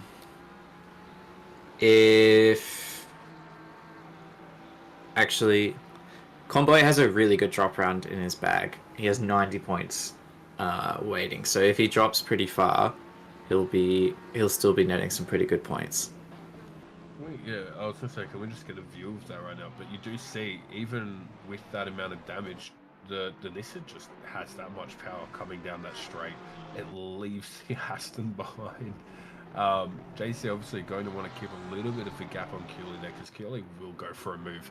I think that's just a known fact now. Whenever there's a move to be made, he'll do it.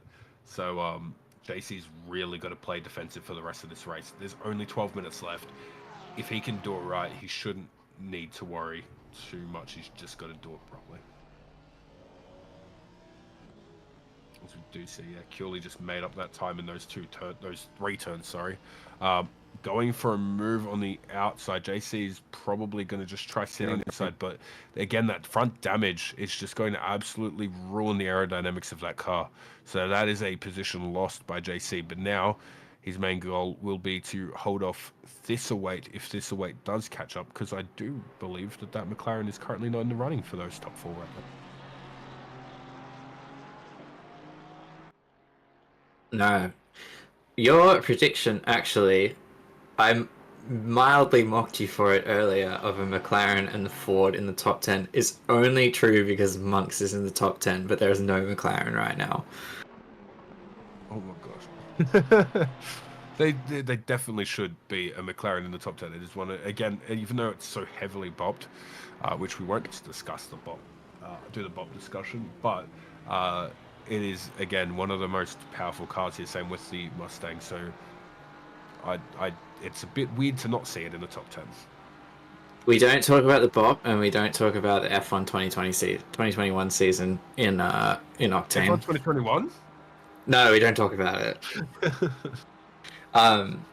Babby absolutely working this Porsche though. Last lap we saw him go probably the widest line I've ever seen someone make and not die through the dipper earlier. But these three on a tow chain right now, just so close together. And they'll actually, all this battling, Boxel will get behind all of them as well with that penalty. Oxel, it seems like, will be ending up behind Nathan Monks, but Yeah. maybe close. Yeah, I think also, but staying in front of Layla Bell, so that's still a top 10 finish if Boxel's able to keep this performance up. But as they do battle, the times will drop to the cars behind them. As you do see Babby go on the is, that was very close. Don't know if that could have been closer. That was unbelievably close through the chase between these three. As they're... Oi! What a send! Oh my god. Johnston. Wowee. I think he is pretty lucky that Babby was aware of that. Because that was spicy. I think Babby's having a look down the inside T1, but I think has to concede that position. Wow. I don't know whether that's hard racing or whether that was a little bit of a dangerous dive, but you do see, as I was saying, as they do battle, the cars behind are catching up. Nathan Monk's now only 2 seconds behind rather than the 3 he was. Layla Bell still only 8 seconds behind Nathan Monks, which, while he's catching, is not that much time to these three. There's 9 minutes left of this race, so still lots of time for anything to happen. This track is that deadly. Oh, you do see Babby, I believe, touch the wall there, just trying to maybe make a move there on the Aston. Here we've got a replay. That is Mark Bushell. Oh, no. And the Ferrari's gone into the wall, just getting scared. Oh, I'm interested to see how that rejoin ended. Yeah, I think because we didn't see too much happen, it might have been okay, but it was pretty spicy. Car dead over at the chase as well. Car 626 Hopkinson. Race control letting us know it was safe. Thank you, race control. Who is 626? That is Hopkinson. That was our like the one who was currently leading the M for this race. But that puts Zach Jensen back in the lead, who is our current M leader in the standings. Oh. Someone's just had set the 76 is yellow flagged at T1. Oh, into the sort of pit wall. That's Petherbridge. I think the tires are dying. Yeah, it's probably a bit awkward over the curb, or maybe hitting the inside curb as Johnson taking all of the curb that you don't actually take, but somehow getting very close to Boxel. To be fair, the Aston is a very stable car, so it could probably take a lot of these curbs a lot better than other cars can. They should have just been doing bloody WRC corner cutting this whole time. We would have had 58s by now. Yeah, maybe we should just get a rally car out into the track. I mean, I quite love my rally, but they would get eaten. Top speed's only about 210 or something with max setup for the WRC cars, WRC1. Ooh, Babby into the wall there, which gives Nathan Monks the opportunity to go up on the outside. Dangerous spot for a pass, but it looks like Babby's kind of given that spot because you can't really fight there. So Nathan Monks has taken another position, meaning that he's only 1 behind Johnston now, only 0.8. So that time, due to them battling, he's really caught up quickly. Layla Bell still only 8 seconds behind Babby there, which means that it could possibly push Boxel out of the top 10. Oh, that was lag, and that's a... Oh. Ouch. I believe that's the Ferrari that touched the wall because they got scared when Mark Bushell crashed. Yeah. Was that Hopkinson 626? Might have been. It was, yeah. Yeah. So he's nursing that car all the way back. That's what we're seeing. We're seeing that yellow flag. That is a rough go. Not the greatest thing to happen, but we are seeing the power of the Mustang as it is catching that Aston on the straight. Not the greatest exit by Monks, to be fair, because he is now 9/10 behind Johnston. But if he makes these 2 corners right, should be a little bit of time. So I think this is Pethy Bridge at T1. Oh, that's an interesting one. I have never personally done that myself. Do you have a feel of what happened there? Uh, did he touch the outside curb? Because okay, what you can sometimes do is when you're coming onto that outside curb, if you just go a little bit too far out, you get a tap of that grass, and that, or even if you don't go far enough out and you just barely touch the curb, and it will get the car loose enough that if you stay on the accelerator or even come off, it's really a very lose-lose situation there. If you don't do it right, you can very easily spin. Now, spinning all the way down to the wall just makes me feel like he kind of gave up halfway through that spin. But no, it is decently easy to spin there, especially when you're just trying to push the car to its limits on dead tires. With only 5 minutes left of the race, a lot of these tires will be dead. I'm surprised we're still getting such good lap times from these cars. Yeah, some of these guys are not too bad around here, I'd say. I'm starting to think people might like this track. I think people have put a little bit of work in here. Oh, Ashton Reynolds. A lot of curb there, bit of grass, which is not great. When you come there, that is sliding. That is the same wall JC hit. There's a little bit of a jump, and that is direct center of the track. Please tell me no cars were coming there, and that was clean afterwards. Think he might have RTG'd. Yeah, Ashton Reynolds is Yeah, in the pit. 28, yeah. Ah, rough one for Reynolds, really. Not a season finale you'd hope for.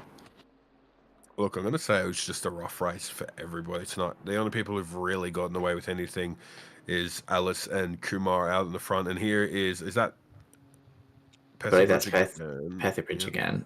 Oh my god, Mike Crick, be safe. It stresses me out every time I see him on the replay. I don't want to see him on the camera. I feel like if I'm seeing Mike Crick, something's going wrong. I'm so sorry, Cricky. But Cricky has done well, making his way back into the top 20, number 9. Nice. I do want to say, though, I do believe that Breno Ellis will take the... Oh. Is that a bit of a bump draft from Johnson? I think it's just not really recognizing that you're getting that close, and that you see Nathan Monk's looking for an outside overtake, which you really can't do going into that turn. Turn 2 is not great for outside overtakes. You really have to be on the inside there. So many of these drivers tonight have not had a great race, and a lot of them is not because of themselves. Some of them are, but a lot of them are just due to Bathurst being Bathurst. Yeah.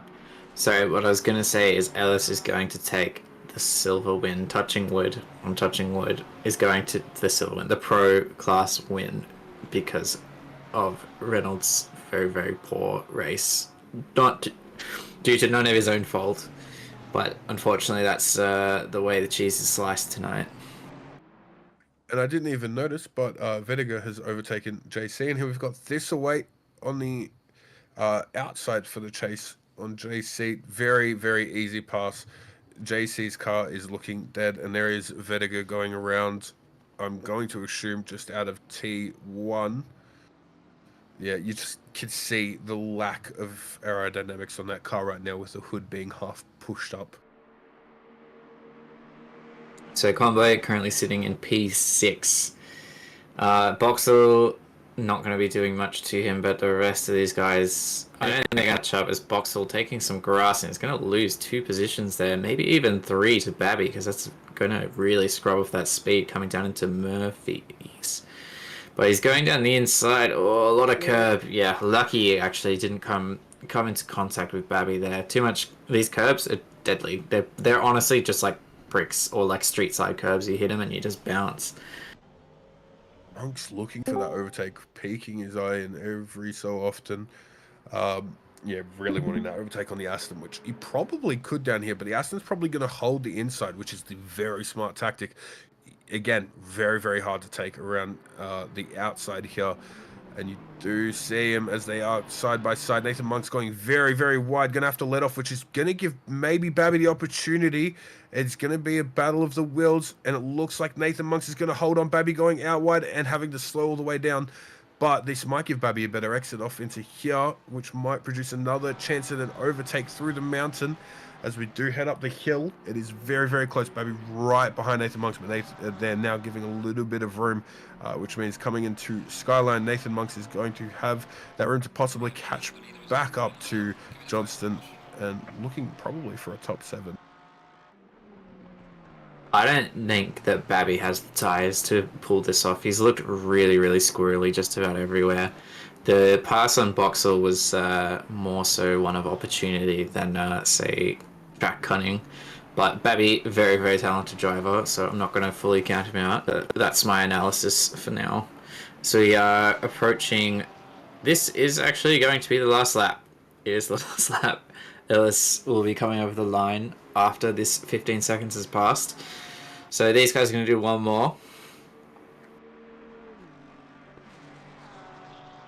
Monks down through the kink into the chase. Babby too far to consider a move. I think Monks is just going to have to try and catch up to Johnson the best he can. But he's got this silver class season win locked down unless something happens. Again, touching wood as Babby is taking a bit of grass there at the exit of Murphy's.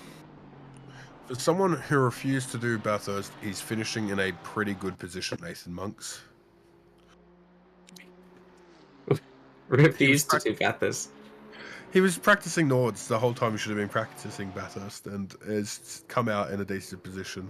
As long as he doesn't mess up this last lap, which please don't. Please don't let me jinx it. But I mean, or please do, that'd be kind of funny. But JC again 14 seconds ahead of Johnston, so unlikely those two will catch up unless JC manages to screw it up coming through the S's, which we have seen him do already this race. Boxall's going to drop quite a bit out of the top 10. Only probably 2 positions actually. So looks like maybe a 12th for Boxall as Breno Ellis does cross the finish line to take the win, and Harsh Kumar not too far behind and will take 2nd place. No! Oh no!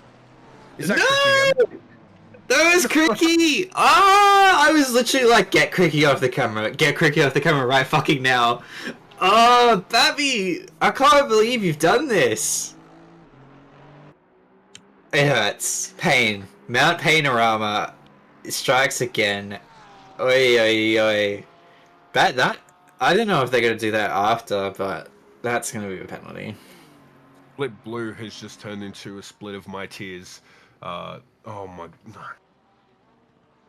I mean, Cricky was actually moving over. I don't know if that was entirely Babby's fault, but I don't know. That's for the stewards. It's not my job. Not my job. Not great. Cricky No. has had probably a race to forget. Same with a lot of these other drivers again. Yeah, look. The drivers are passing the finish line. Top 10 have finished the race now, or Layla Bell's still going to pass the finish line, but then that is the top 10 finishing the race, and we have the standings there for the top 10 with Breno Ellis there. Hewley out of fuel. Yeah, he dropped quite a few positions. Did he lose fuel at the last turn? Or just before the last turn? Oh! That... Why did... What? What? Yep, that's how you finish the race. Interesting. What was that? That is a Lucas Keys type move, if I've ever I was seen going to it. say Lucas Keys practice race Sunday night much? Oh, wait. Where is he now? Oh, he's gonna... What was that before? What was that? This race has gotten to me now. All right. Oh, he's there in 5th. Man, I don't know. Last corner shenanigans. So, did he just do that for fun and then just bring it over the line? I don't know. Jaden, take us through these results and let's get out of here. Well, you have to stay on. Sorry. I hope the next one's nice and clean. Oh, me too. Okay, we're looking at the overall results. I'm going to go through the top 10 for the overall, and then we'll move on to the rest. You can never. Yeah, I'm never leaving. I'm stuck here forever. Brenno Ellis in the Porsche for first place in the Bathurst final race of Split Blue. Harsh Kumar in second. Thistlewaite in third. Vediger in fourth. Cooley in fifth. Jamie Conboy in sixth. Handsome driver. Johnston in seventh. Nathan Monks in eighth. And Babby in ninth. And Layla Belt taking out the 10th position for the overall. In silver, we have Harsh Kumar taking first. Johnston taking second. And Nathan Monks taking third. For our Pro-Am drivers, we have Trent Callahan taking his, I think, first win in class, with first in the Pro-Ams, Boxall in second, even with the 10-second penalty, and Appreciato in third. For our AM class, we have Jensen taking the win, which means he has taken the win across the season for the AM class, followed by Kung, followed by Hopkinson, and that is it for Split Blue. Thank you all for coming to see the whole season of Split Blue. Some crazy races, including tonight.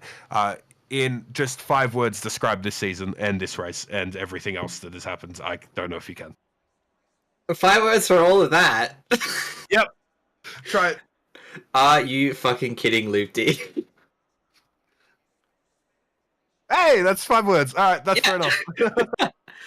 No, thank you so much, everyone, for tuning in across the season. It's been a pleasure to fill in. It's been a pleasure in the booth with you, Loopty. Always a good time. Do want to congratulate Brenno Ellis. I believe that's going to be the pro class win for the season. Nathan Monks with the silver class win for the season. I'm not entirely sure who's won pro am, and Zach Jensen for the amateur class. Thank you very much, guys, for tuning in. I think there's going to be a little bit of a break between the races, and big thanks to Benny Hignett on the cameras tonight, and thank you to the stewards team as well. And you have a great night. As Blake Griffiths just said, I believe we do have just a teeny tiny break, hopefully, because I need to go get a drink and have a mini break. If not, Lindsay Muddle is joined us in the booth. Thank you again, Griffiths, for joining me for a lot of these races this season. I do appreciate the great commentary in the booth. Yeah, so how are you doing tonight, Lindsay? Yeah, I'm doing pretty well. I'm excited to get into it with the 75 minutes ahead of us. And I mean, I didn't have a great race myself, but as the Mustang flies into the wall, but hopefully the commentary will go a little bit better. Yeah, there's always that hope.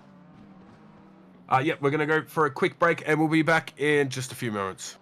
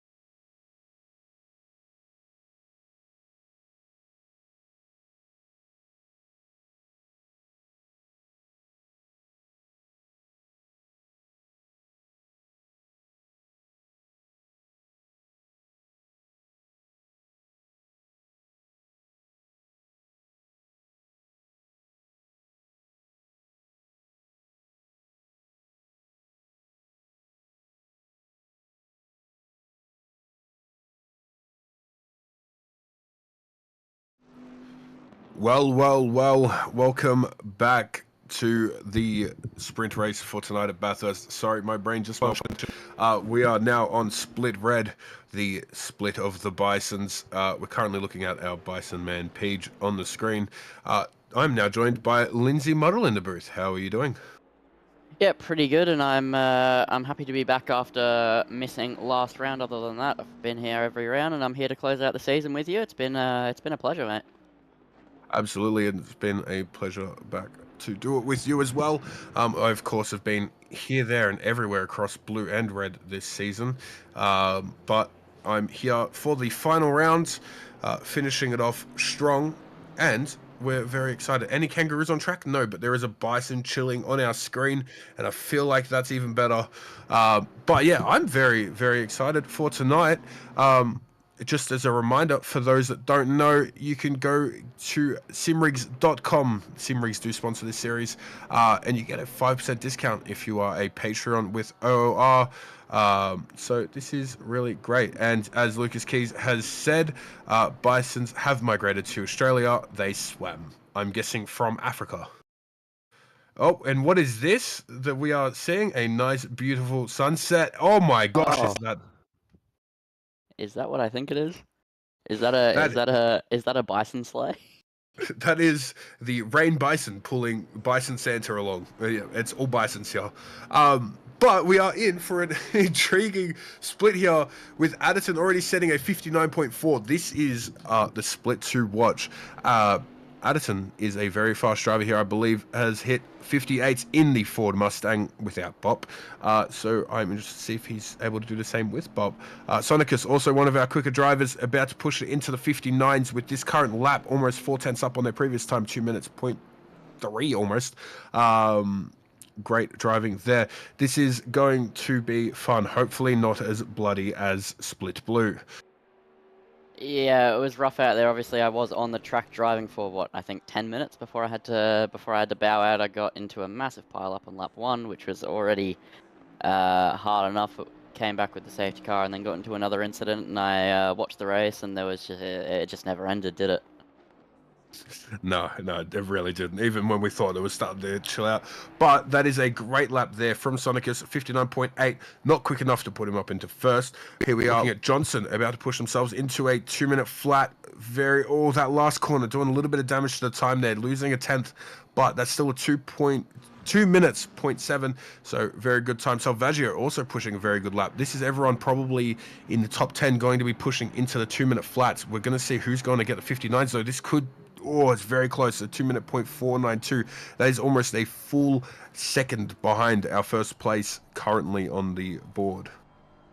Yep, so that is quite the gap, but that's what is created here at Mount Panorama. Such a long lap, 6.213 kilometers to be exact, and it's just under 2 minutes if you're really, really fast, or just over if you are just plain fast, which we have seen a lot over the course of the splits, and we're just here to end it off. But it means there's a big gap between lap times here at this circuit. I mean, I wasn't able to get the best out of the Bentley at all. I was quite far off the pace, so I'm just looking in awe at Senekis' lap times at the moment. But right now we are looking on board with Ralahi as he heads down into the dipper, where your car will lift up off the ground for just a slight second before you head into the S's, and braking very hastily into Forest Elbow. You really don't want to mess up the braking here, as the BMW is now going to get to stretch its legs in a straight line. 3.5 tenths up for Ralahi at the moment. But yeah, it's just absolutely mental how fast Addison,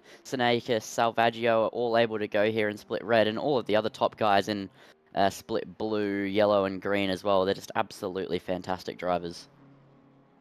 Oh, yeah, 100%. And looking at the standings, because I just want to get into that very, very quickly while we are watching these laps. Ralahi on a great lap, by the way.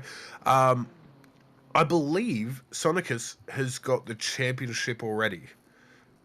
If my maths is correct. If he is able to just hold on to this race very well, he should keep the win.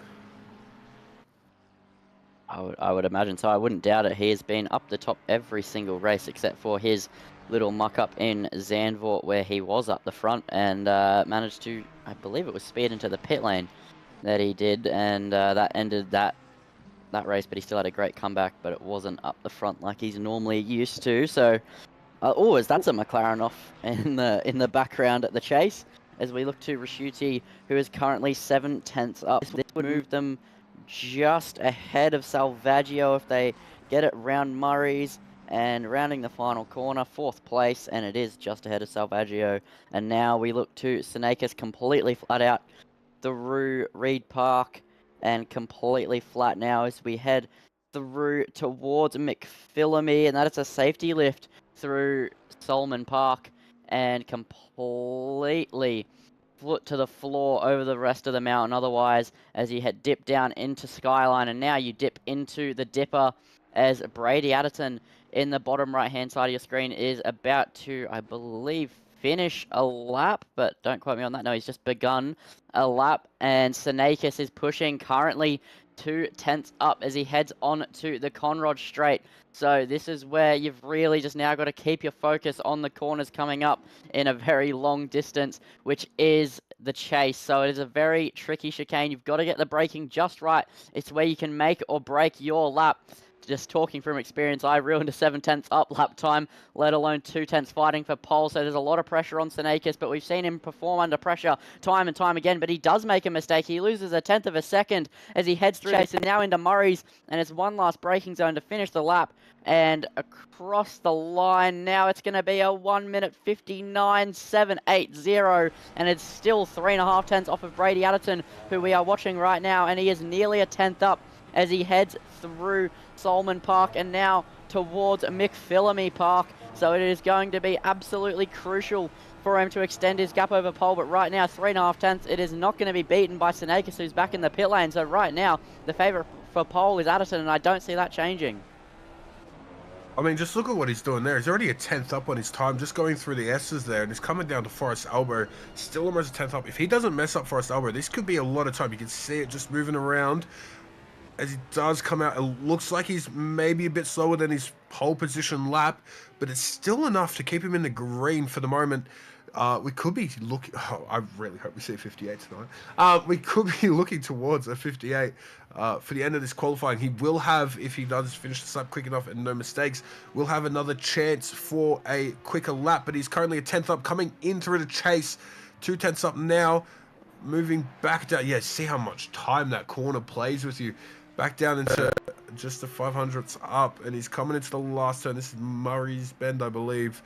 And yeah, only 600ths up. That's still a faster time. 59.390. That is very, very quick around here.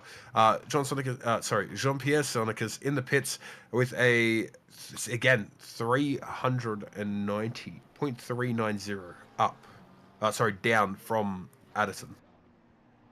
Yeah, so that is just an absolutely phenomenal lap from Brady Adderton, and he's going again, and I'm sure he's going to improve. It would have been absolutely fantastic to stay with him for the pole lap, but obviously we can't just stay with one driver the entire time. We've got to give love to the rest of the grid, which is exactly what our broadcaster, Benjamin Hignet's doing. Thank you to him. So Relahi, 200ths up on his previous best, so it's fine cuttings here for Relahi. If he just has a good chase and a good Murray's, he could find himself dipping into the 59s in this BMW M4. So let's see how he negotiates the final sector. Heavy on the anchors, down to second gear, get around the curb, completely flat out now as you head through the right.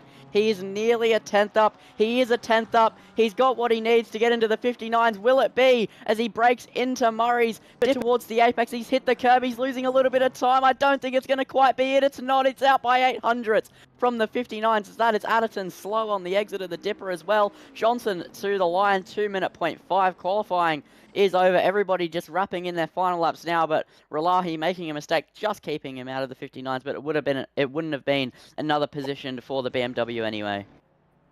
A car has been disqualified. Yeah, car 61, who is that? By race control. Who is car 61? It's a great question. Just trying to figure it out.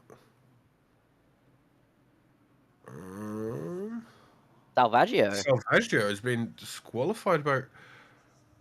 I am wondering if... Is that from the game itself? Like just like a driving backwards in pits or something? Or is that a... Huh. Not great. Yeah, huge shout out to Ben Hignett as well. Oh, 61 had a quali ban. That makes sense. Okay, so 61 Salveggio did have a qualification ban and did go on the track, so instead got a disqualification. Just to move back to the back of the grid again, makes it a lot simpler for when we do get out on the track. Yeah, but huge shout out to Ben Hignett, who's been here for almost every race this season. I believe only missed a round sorry, not every race, but every race of blue and red except for a round. So yeah, shout out to him and thank you very much for doing the streaming and everything during that. So appreciate it, man. But yeah, we are getting into the session. As we do wait, I do want to quickly talk about the Bathurst 12 hour we have coming up in February. Do save the date. Do try to get your submissions in. Something new to maybe put some interest in is that there is potential alternative car options for the Bathurst 12 hour, February 15th, 2025. This is again to benefit Neil Alexander, or better known as Moloch within the community. Yeah, a founder of OR again. Hopefully he will be on the up and up after his surgeries and such. So yeah. Anything you want to say, Lindsay? Yeah, I mean, I just think it's going to be an absolutely great event in February. It's going to be really competitive as always. Bathurst 12 hours, the staple here at the beginning of the year and in real life as well. And yeah, they always create good racing. Yeah, so yeah, Bathurst 12 hour hopefully will be a lot cleaner than Split Blue. Same with Split Red, I hope, as we look down at the super cheap auto on the track. And we do go through our list here. We do have Adderton there at the front, followed by Sonicus, who is then followed by Relahi. I have lost who we have. We have Rashudi there on the left, and Carl Johnson, race winner last week, but I do believe that was taken back after. Won't talk about it. Pete Chalmers following Johnson very closely. Underwood right behind them in the Aston. Maddox pushing really well in the McLaren there. And then we have the teammates there, as you can see by the car paints. That is Gormley and Gobby, as I like to call him. That is an AM class all the way in 9th. So Gormley's been practicing a lot recently, so that's pretty good. Hislop on the right there in the Aston, followed by O'Brien in 12th. Ben Dyke in the beautiful Audi, which I've grown to actually kind of get fond of, but going to ignore it again as we do look there. We've got Igor Zavaka in the Macca's McLaren, and that again is a nice paint on the Bentley on the right there from Brickley. Rochefort in the Honda a bit further back. Honda not really a great choice of car for this track, but what can you do? Representing Kovacs Racing all the way in the Honda. And we're at the Porsche now of Klopper, which looks like a zebra design. And then again another one of the Koala Racing of Gosling, followed by Asplin and Salvaggio in the back, who had the quali ban. Only 20 people for this race, which is just a bit less than Split Blue, but a lot more than Split Yellow. So should be on for a good race. And that looks like a car has disappeared. Someone forgot to press drive. Oh, that's always good. But then again, starting from the pit lane at Bathurst is not a bad thing. You can avoid a lot of carnage and pile-ups and whatever other stuff goes on at Bathurst turn 1 and just lap 1 in general that must not be spoke of. Yeah, there's some massive crashes normally at Bathurst on lap 1, and especially in an hour and 15-minute race. People sometimes do forget that it is a marathon and not a sprint, despite it being the Simrigs Sprint Series, but we'll see how Split Red gets on with it, as we are on the formation lap and looking at the top 2 as they head through Griffins, and they've been locked arm to arm all season, and now they have one final dance together at the top of Split Red this season. Yep, and that is another thing to focus on is the actual, again, the standings. This is a lot of drivers are pushing for a move up on the standings here. Maddox, who is the one who didn't click drive and is starting in the pits, is currently 3rd place in the standings as a silver driver, which we all know shouldn't be a silver driver. And then that's followed by Relahi, who's currently now in third for this race. BMW is a pretty strong car here, so should be able to push on well. But I think those top three are some of the best cars at this track. I know the Bentley is really strong here as well. And, of course, the Mustang, which I've said earlier, feels like it was built for this track. Yeah, it is so powerful here, even with BOP, just 2 long straights and the corners being not super slow speed, so the Mustang doesn't mind them too much. It's just such a powerful car around here. It's absolutely unbelievable, and it'll make it interesting. Akis does have his work cut out if he wants to try and topple Adderton, and there hasn't been too many rounds this season where the Bentley and Mustang haven't been evenly matched, and I think it's safe to say that this is one of them. The Mustang is just so powerful at Bathurst. Yeah, well, I think it's a very... I mean, I got my first 59 in the Mustang because Mustang is way too strong.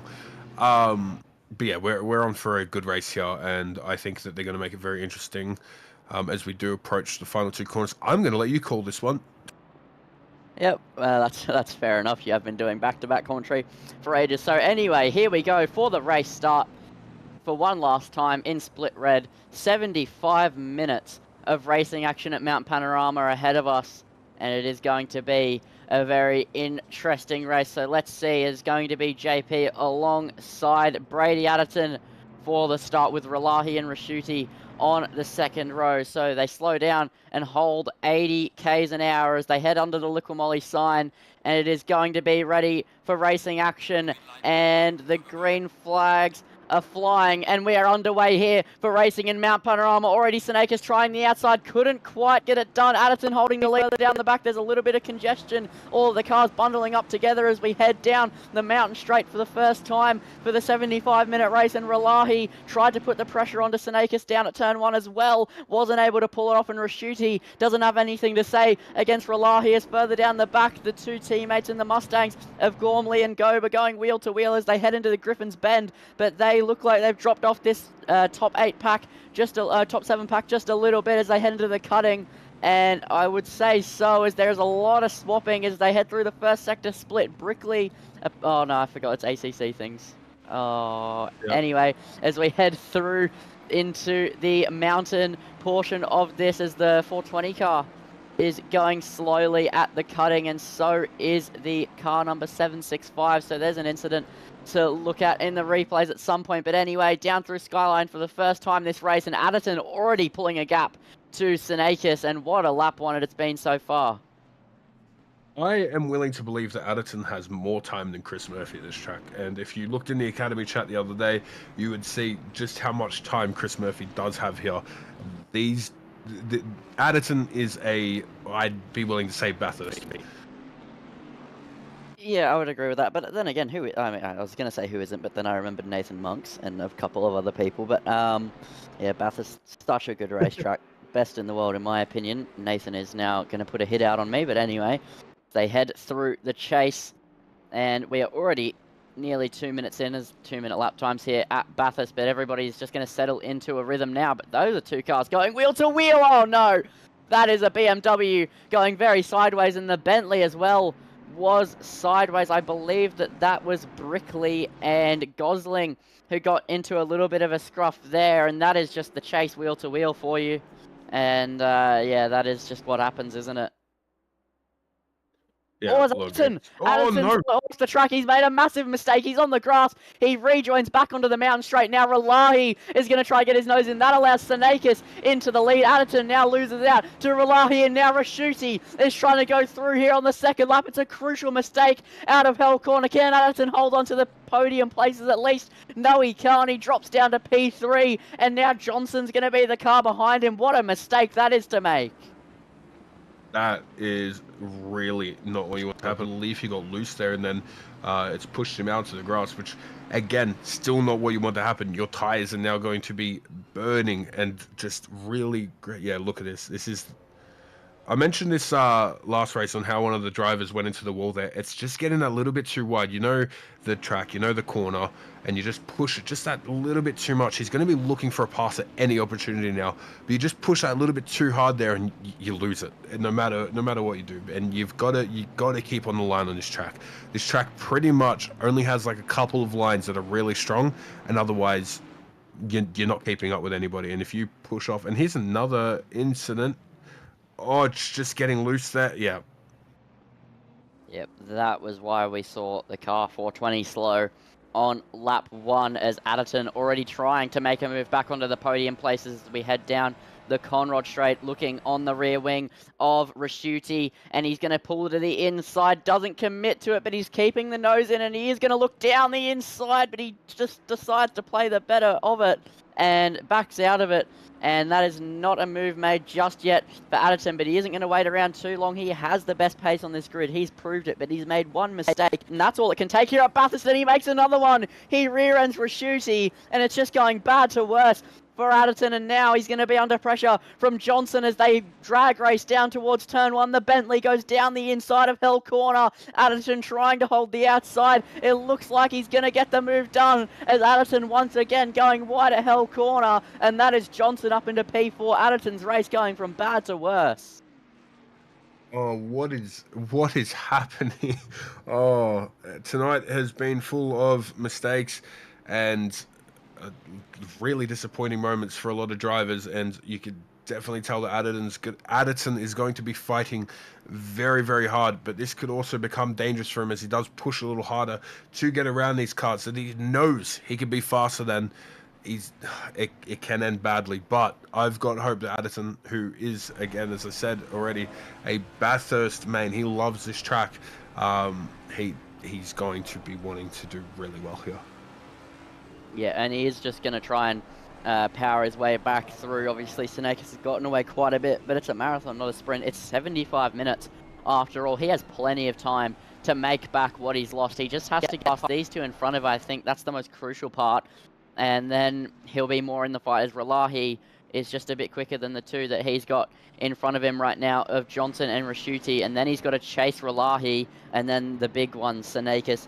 Easier said than done, but I think he can pull it off with the pace he's been showing as we head down the Conrod Straight. The Bentley, no slouch in a straight line either, but it's nothing compared to a Mustang at the end of the day. But I don't think that Adderton will be close enough to go for a move at the chase. Maybe if he decides to lunge it under the brakes, but Adderton has shown more patience than that on the last lap. Hopefully, unlike last lap, he manages to stay behind the car that he's following before hitting their rear end. As that is an Aston Martin, the 131 Aston Martin, very loose, and that's just Bathurst fighting back at its finest. No. No, and I think that's Gormley or Gobe who's gone into the back as well. I think it's Gormley, and that is a costly incident there for all parties involved. Yeah, not what you want happening. We do see Pagelo getting 2-minute flat 0.6s during race already. This is very early on.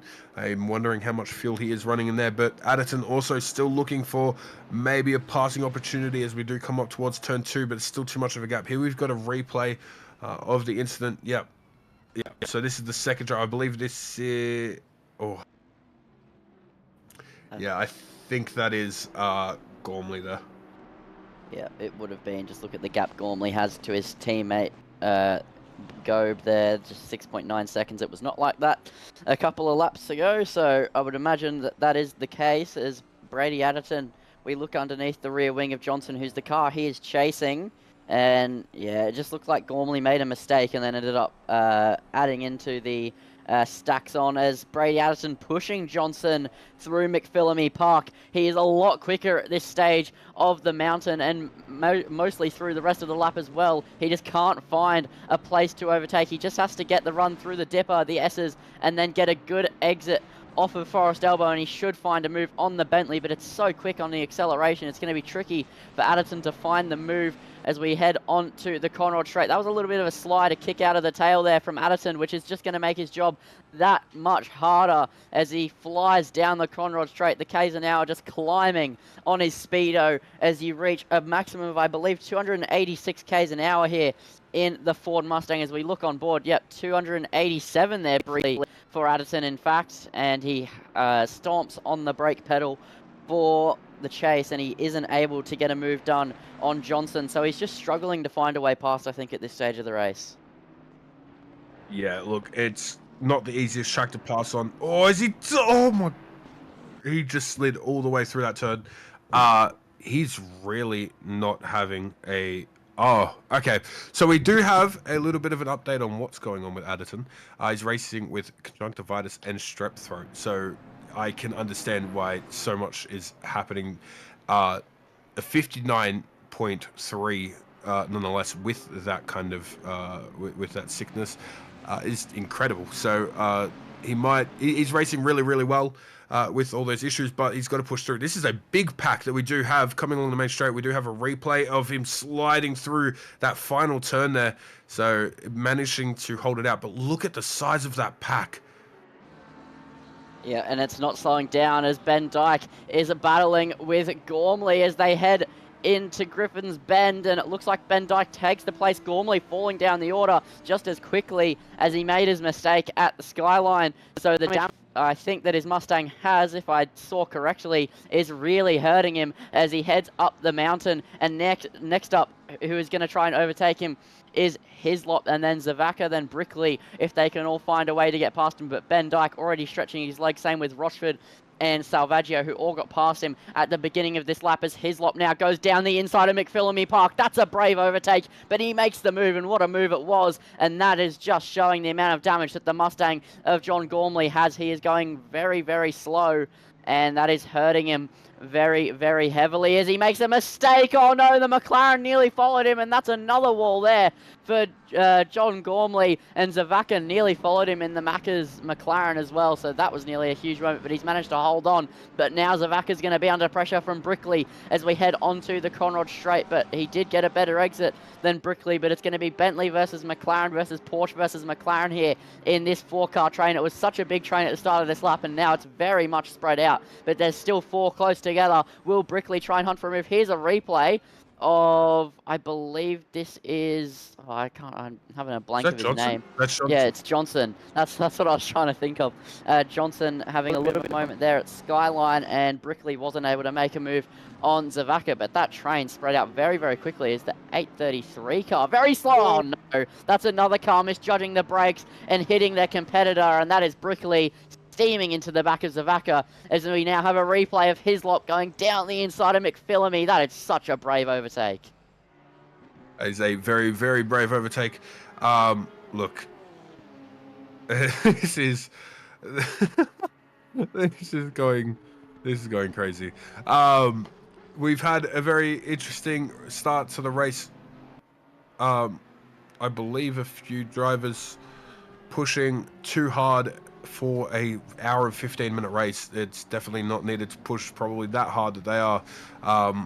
Again, we're having it looks like a few penalties are going to come out pretty quickly into the race. Look, I've just done this all with blue. I really don't want to do it all again with red. Well, I don't think you're going to get the wish you asked for, as that is just quickly steam piling into the back of Zavaka, and that is just poor driving there. He just missed his braking point. So that's going to be a very unhappy McLaren, I would imagine, as now we look to Pete Chalmers versus Gobe for the P5 overall spot, and Chalmers being the leading Pro-Am car as well. As we head down the Conrod Straight, it's going to be Bentley versus Ford Mustang, and look at Gobe just gaining and gaining and gaining in the slipstream, but he isn't going to try and go side by side at the chase, but he might try it into the second part of the chase, which is the chicane, but he doesn't go down the inside, and he's just going to sit behind. He probably could have gone for it, but it would have been aggressive, and maybe just learning from if he watched Blue, because that is how I ended my race, trying to go for a move at that fast right. Yeah, look, I think it's been an interesting night of racing. We are at a very dangerous track. It is the final race of the season. There is a lot on the line. There is a penalty out. Brickley getting a 15 seconds, so very cut and dry on the situation. Igor Zavaka losing quite a few positions from said incident, so hopefully he's able to make some time off of that. But Addison oh no, there's a little bit of a touch there. He has stayed back and let Johnson regain himself. Hopefully there was a little bit of niceness there, maybe not a penalty due to the coming back off of it, but I don't know. It's yeah. Again, it's been an interesting night for racing. We got an hour left, 15 minutes already done of the race. Well, sorry, 13 minutes already done of the race. And yeah, we already got some penalties rolling out, pushing hard. At least it's not the carnage that happened lap 1 of blue. Yeah, at least there wasn't a massive pile up indeed. I mean, it was absolute carnage, but we look back to Gobe versus Chalmers. Yeah, all the actions kicking off here in blue, red, and I'm sure the 2 Wednesday splits were just great for this as well, as Gobe makes a mistake while chasing Chalmers and nearly finds the same wall that his teammate did of Gormley. So those two just clearly struggling with Skyline in the Mustang. So now we look to Adderton, who once again is right up behind the Bentley of Johnson. He hasn't been able to make a overtake thus far in this race. We saw him hit the back of him at Griffin. So now is he going to hunt for a move in the braking zone? That is the Bentley going defensive. The door is closing, but Adderton's going to try the long way around regardless, and he might get this one done. He has the inside for the next part, but he gets squeezed to the grass. Johnson with lovely defending there in the Bentley, and that is textbook stuff there from the Bentley. And Adderton once again is going to have to stay patient and wait behind. He will be getting frustrated at this point. Yeah, look, Adderton is really going to want to fix up that whole thing. But yeah, look, it's not looking great. And here we do have a replay of Rochford going off. Oh my gosh, that was very, very close to LD able to get past just before Rochford was getting back onto the track. But yeah, Adderton, as I was saying, is trying to push and is going to keep pushing and try to get around Johnson as they are still gaining a bit of time on Chalmers, who is currently in 6th, battling it out with Gobby as well. So a lot of great racing going along on this track. Hislop also still right up behind Rochford as well. So again, across the whole track, there's a lot of good racing going on.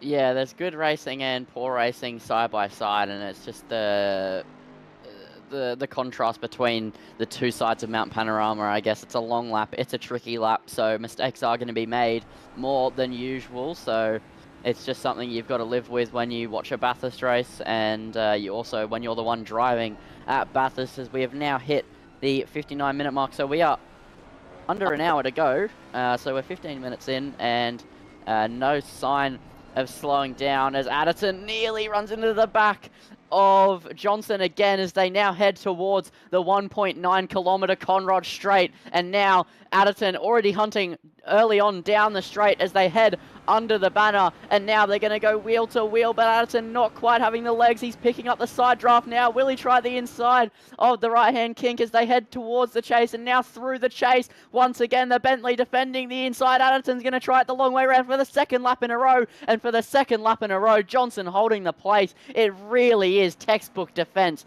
from that Bentley. He is making that Bentley as wide as you joke about it being. He is making it as wide as a double-decker bus. Oh my gosh, and that is real, as you said, really, really good defense out here. Johnson, obviously, not a bad driver.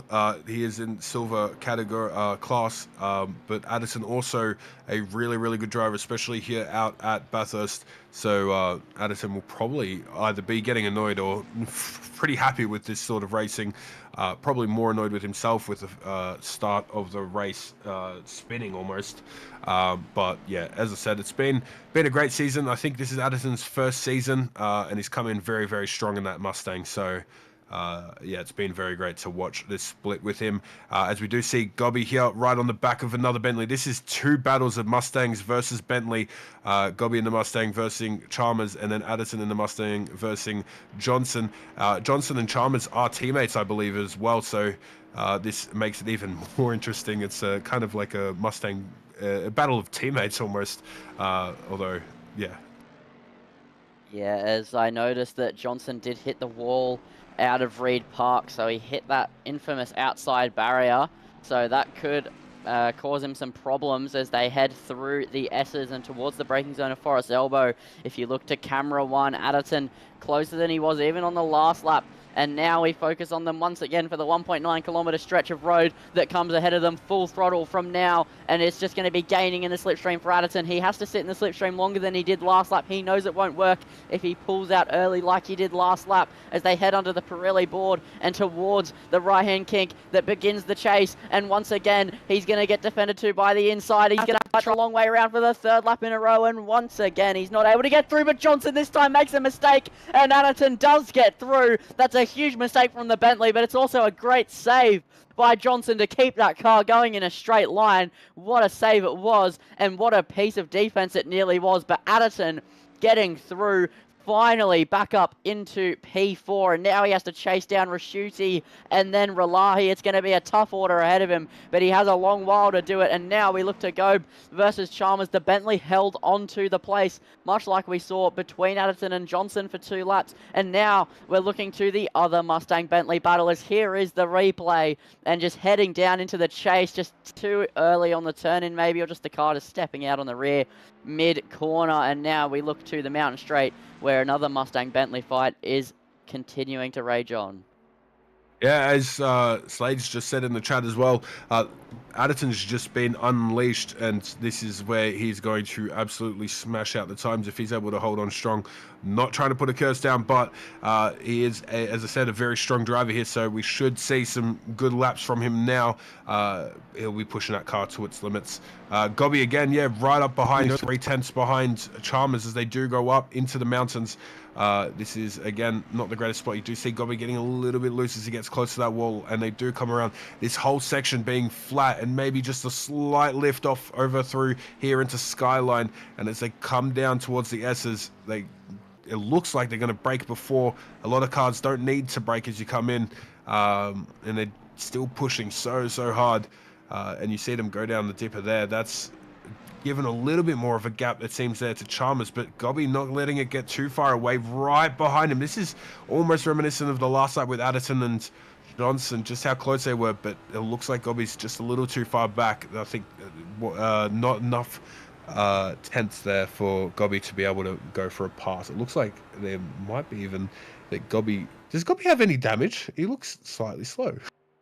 No, I think we'd have to go to the cockpit to reveal that, just to see if he's down in a straight line, as we now look to Chalmers' cockpit. So we're on board with Gobe, as we'll see what he can do down the straight speed-wise, but I don't imagine he's down. I think it's just he was a bit further back as he goes very late on the brakes and nearly repeat what Alan did at the final corner and rear-ended his opponent, but he doesn't do that, and he keeps it going. As in the background, it looks like Salvaggio's closing in on Gobe and Johnson, so that could, I mean, not Gobe and Johnson, Gobe and Chalmers, so that could be interesting. And also another thing to look at as well is Adderton, after not having a car in front of him for a lap, has set a new fastest. They are getting very close to 59s in race pace. Yeah, and I would expect nothing less, honestly. It's really, really good driving from Adderton, but we've seen it, I believe, in the other splits we saw 59s in the race, so I am expecting to see it again, especially with Senakis and Adderton both being in the field here in red, so they are absolutely flying out there, and Senakis currently 2.5 seconds out in front over Relahi. Here is a replay of the race start, 3 wide down into turn 1. That's contact with both Mustangs, and that is the McLaren just playing pinball there. The McLaren was surrounded and was in a sandwich of Mustangs. That would have been a very tasty Bathurst sandwich. All very strong cars on this track, the Mustangs and the McLarens, as I will keep mentioning, because they are very, very strong here. And we are looking at a very pretty not mixed field, with the Bentleys holding on very strong in the top 10 as well. Only one McLaren making it into the top 10 so far, and only 2 Fords in the top 10 as well. To be fair, there's only 3 Fords in this split and a lot more McLarens, but most of them being AM class.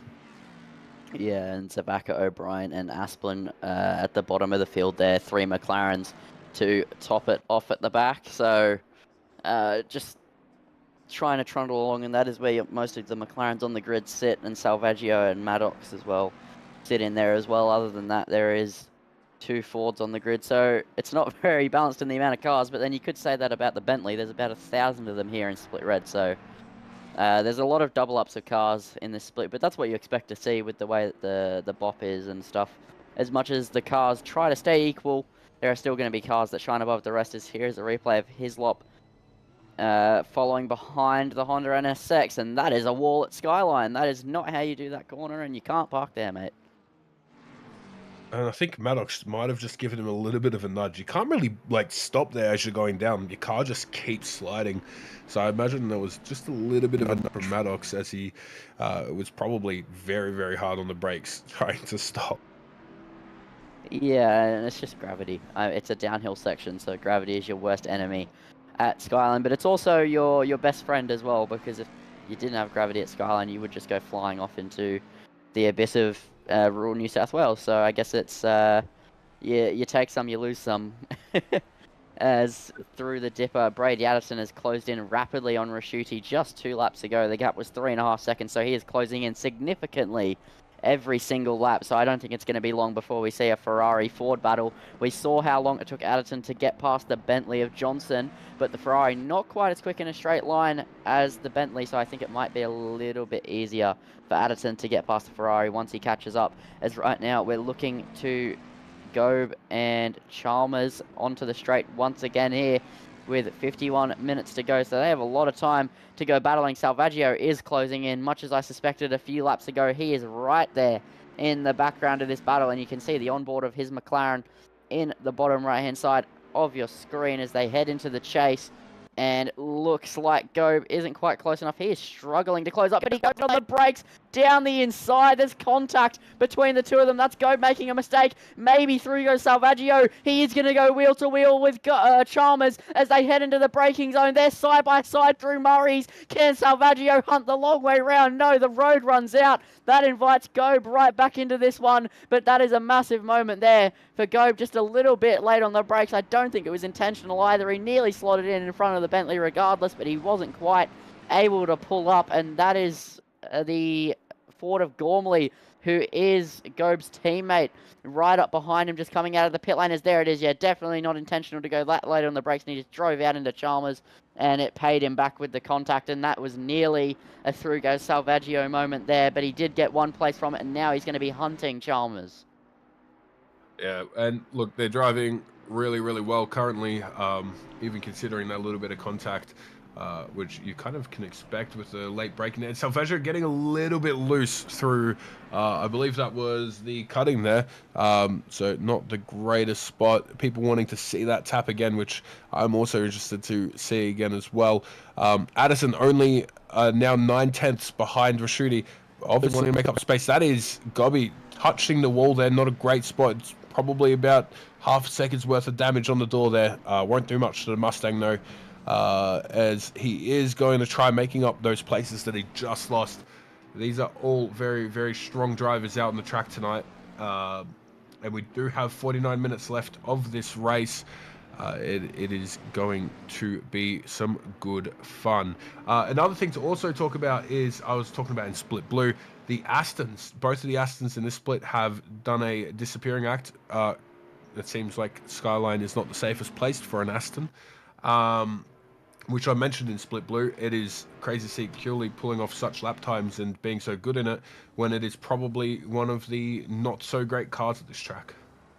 Yeah, I disagree with that actually, because I mained the Aston for quite a while and I never found a problem with the Aston here. It was always very strong. I was easily in the 2 flats and low 201s with race fuel. I never had a problem with it. As we now look to Brady Addison, who is hunting a move on Rashuti down the mountain straight towards Griffin's Bend. He is going to go down the inside. It's going to be a risky maneuver, but he is going to pull it off. The road runs out for Rashuti, and it's a great move there from Brady Addison to move himself back up into the podium places. It was a matter of if and not when. A matter of when and not if, and he gets through here with 48 minutes to go. The charge is well and truly on right now for Brady Addison. Next up on his hit list is Ralahi, and Salvaggio, meanwhile, trying to make a move on Chalmers as well, but isn't quite able to get it done. Yeah, and... Oh no, sorry, I'm just looking at Salvaggio. Oh, I think that's a little bit of contact. Chalmers able to get the car back around very, very quickly. Hopefully we'll be able to make up that time. That is not good for Salvaggio, though, if that was contact, because that is definitely going to be penalty worthy if it is. You never want that. I think Salvaggio got a little bit loose there, and then once you lose, especially up through the cutting, you're just going to keep going. It's very, very hard to break behind another car there. Here we go, a replay from Salvaggio's car. Just, yep, that's contact right there. Not really great. Yeah, that's definitely suboptimal there. It happens, but you don't want to see it. He just lost the car. It's so easy for the car to go loose at the cutting, though. Like, every time I was braking to the cutting when I was practicing, and even a couple nights ago when I was just seeing what the McLaren was like before I started practicing in the Bentley, like, it's absolutely phenomenal how loose the car gets under braking. So I do understand it, but still, he rear-ended the Bentley. Not great. Yeah, cut and dry. Just yeah, when you're the car behind, you have to leave the space. You can't. It's usually the car behind's fault. Usually. But we are heading around Salvaggio now in 6th position due to that. But I believe, as I said earlier, there probably is a penalty coming his way. They're hitting their best times as a 2:01, while our Adderton, who's currently now only 5 seconds behind Relahi, I believe that was a lot longer. It was his best lap is a 2-minute, almost 2-minute flat. Yeah, he's just absolutely flying, isn't he? Like, it's absolutely phenomenal. And there is also the reminder that this race does have a single pit stop with tyres mandatory, but I do believe pretty much every car is going to refuel at the same time because there is really no point not refueling. So they'll be pushing for that as well. So it's a lot of cars with probably half fuel and a lot of good pace coming out of them.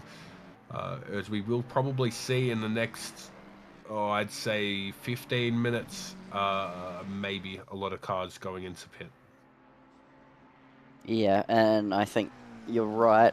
I think 15 minutes from now is when we're going to see it all 100% pick up. So it is going to be interesting. But as we have it's not a die down period, but I want to talk about it because I'm pretty excited about it. Real life F1. Liam Lawson got the Red Bull seat. What are your thoughts on that one, Loopty? I expressed my thoughts earlier in blue. I think it's good. I'm interested that they didn't take Yuki Tsunoda, but it's going. Yeah, I think it's going to go interesting. Yeah. I genuinely don't know how it's going to go.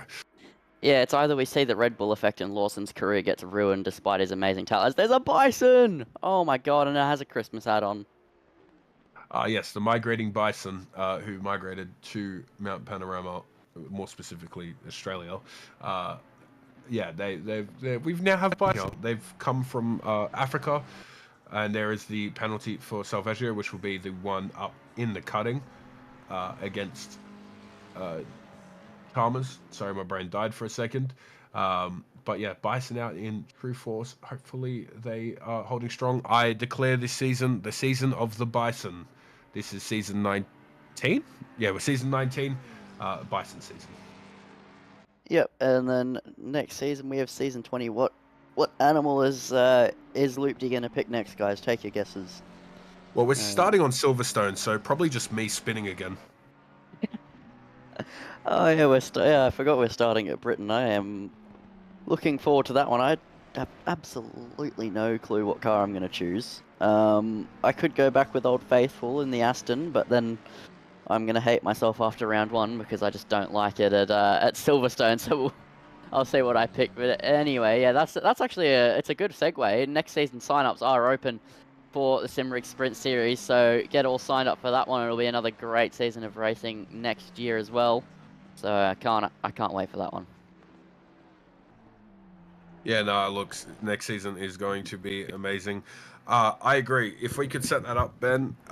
More Bison around the track. They are seeming to flock around the track for the final race of the season in split red. So this is going to be some very, very interesting end. But yeah, I'd like to see a Bison waving the flag as well for the end. Yeah, it's I mean, we saw it at, well, we didn't see it at Kyalami, actually. They were just sitting on the exit of the pit lane as There we go, Race Control weighing in on Split Bison there. That should be an official name change for next season, I reckon. We should change them from color splits to animals. So like yellow could be like kangaroo, and then red could be bison, etc., etc. That could be cool. Change it up a little bit. Yeah, blue could be everyone crashing. No, that's just split great white shark. Split But jaws. that split Mustang. Oh yeah, no, that's fair. There's a Yeah. lot of Mustangs that split. We are in the final 42 minutes of the race, and I know I said final, but like it's only been, I think, what, 30 minutes now, or just over 30 minutes. So a little bit of time has passed.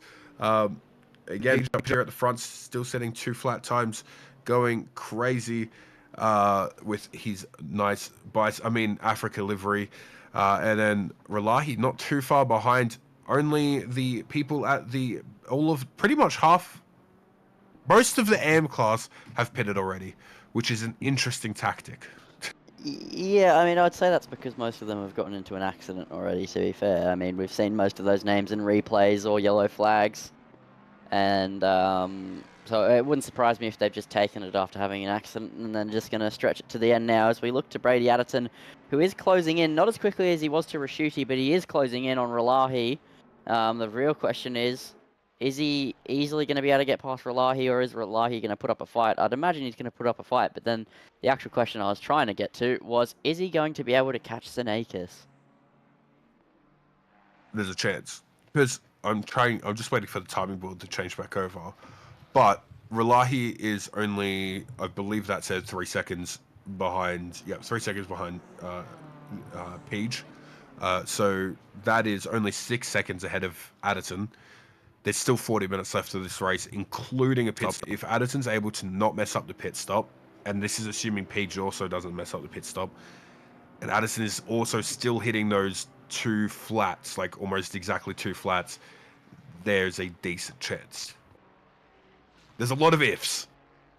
Yeah, it's that's a lot of ifs for a race, but there is 40 minutes to go, so we do normally have races about 5 minutes longer than this for a standard round, so it'll be interesting to see. And we've seen a lot of long rounds this season. I think we had Silverstone 70 minutes, I want to say, and then it was 75 minutes for this one. Imola was 60, I believe. I can't really remember the rest, but yeah, it's been a lot of long races. As down the inside goes the McLaren here in the replay, and that is a brilliant move, just textbook stuff there on the inside of the chase. And that is a Daniel Ricciardo stamped approval on that overtake right there. Yeah, and Addison's still catching very, very quickly here. Still got the fastest lap. Look at that pace right there. Already catching that BMW again. Probably one of the fastest cars in this split, at least on the straight. And then coming up against a BMW again. This car feels like it's made for the track. It's driving very, very strong, and I am becoming very tired. So I'm going to keep repeating myself. Apparently. Yeah, that's fine. You've had a long night, Loopty. I think that your brain is just taking a bit of a loop-de-loop right now. But I'd actually be interested to as Adderton, I was about to say it'd be interesting to see when he's going to pit. He is going to pit now, so let's see. Hopefully don't speed into the lane like Senakis did back in Zandvoort, as we actually look at Senakis now, who's out in front of the field. So this could be a nice little undercut here from Adderton, trying to get closer to Relahi just by putting him under pressure from the pit stops. But the question is, how much fuel has everybody got in their cars for this one, as Senakis just having a nice little Sunday stroll, or Thursday stroll, I guess you could say, as we look to a 4-car train with Ben Dyke, Maddox, Rochford, and Klopper in the 4-car train. Ben Dyke, we saw have a massive ding-dog battle with Hislop at Brands Hatch, so it'll be interesting to see if he continues his battling with Maddox now. He is a fighter. He doesn't give up easy, so it'll be interesting to see if we see that come out in full force once again, as Maddox also just trying to close in. Oh no, it's not a 4-car. That's a lapped car, I think. Yeah, it is. McLaren lapped car, and the Ford is also a lapped car. So never mind. I'm just gonna stop talking. Yep. Yep. Yeah, but Johnson also in pits, so Addison, I don't believe will lose many. I think they were that far ahead that they're not going to lose many. Nope, Salvaggio's ahead. Okay, yeah. So they're going to drop probably into, I'm going to say, 7th and 8th. Maybe that's where they're going to sit. But, oh, look at this camera angle from Benjamin Hignett. This is a beautiful camera angle. You get the nice turn of Forest elbow at the exit of that. And, oh, look at that straight.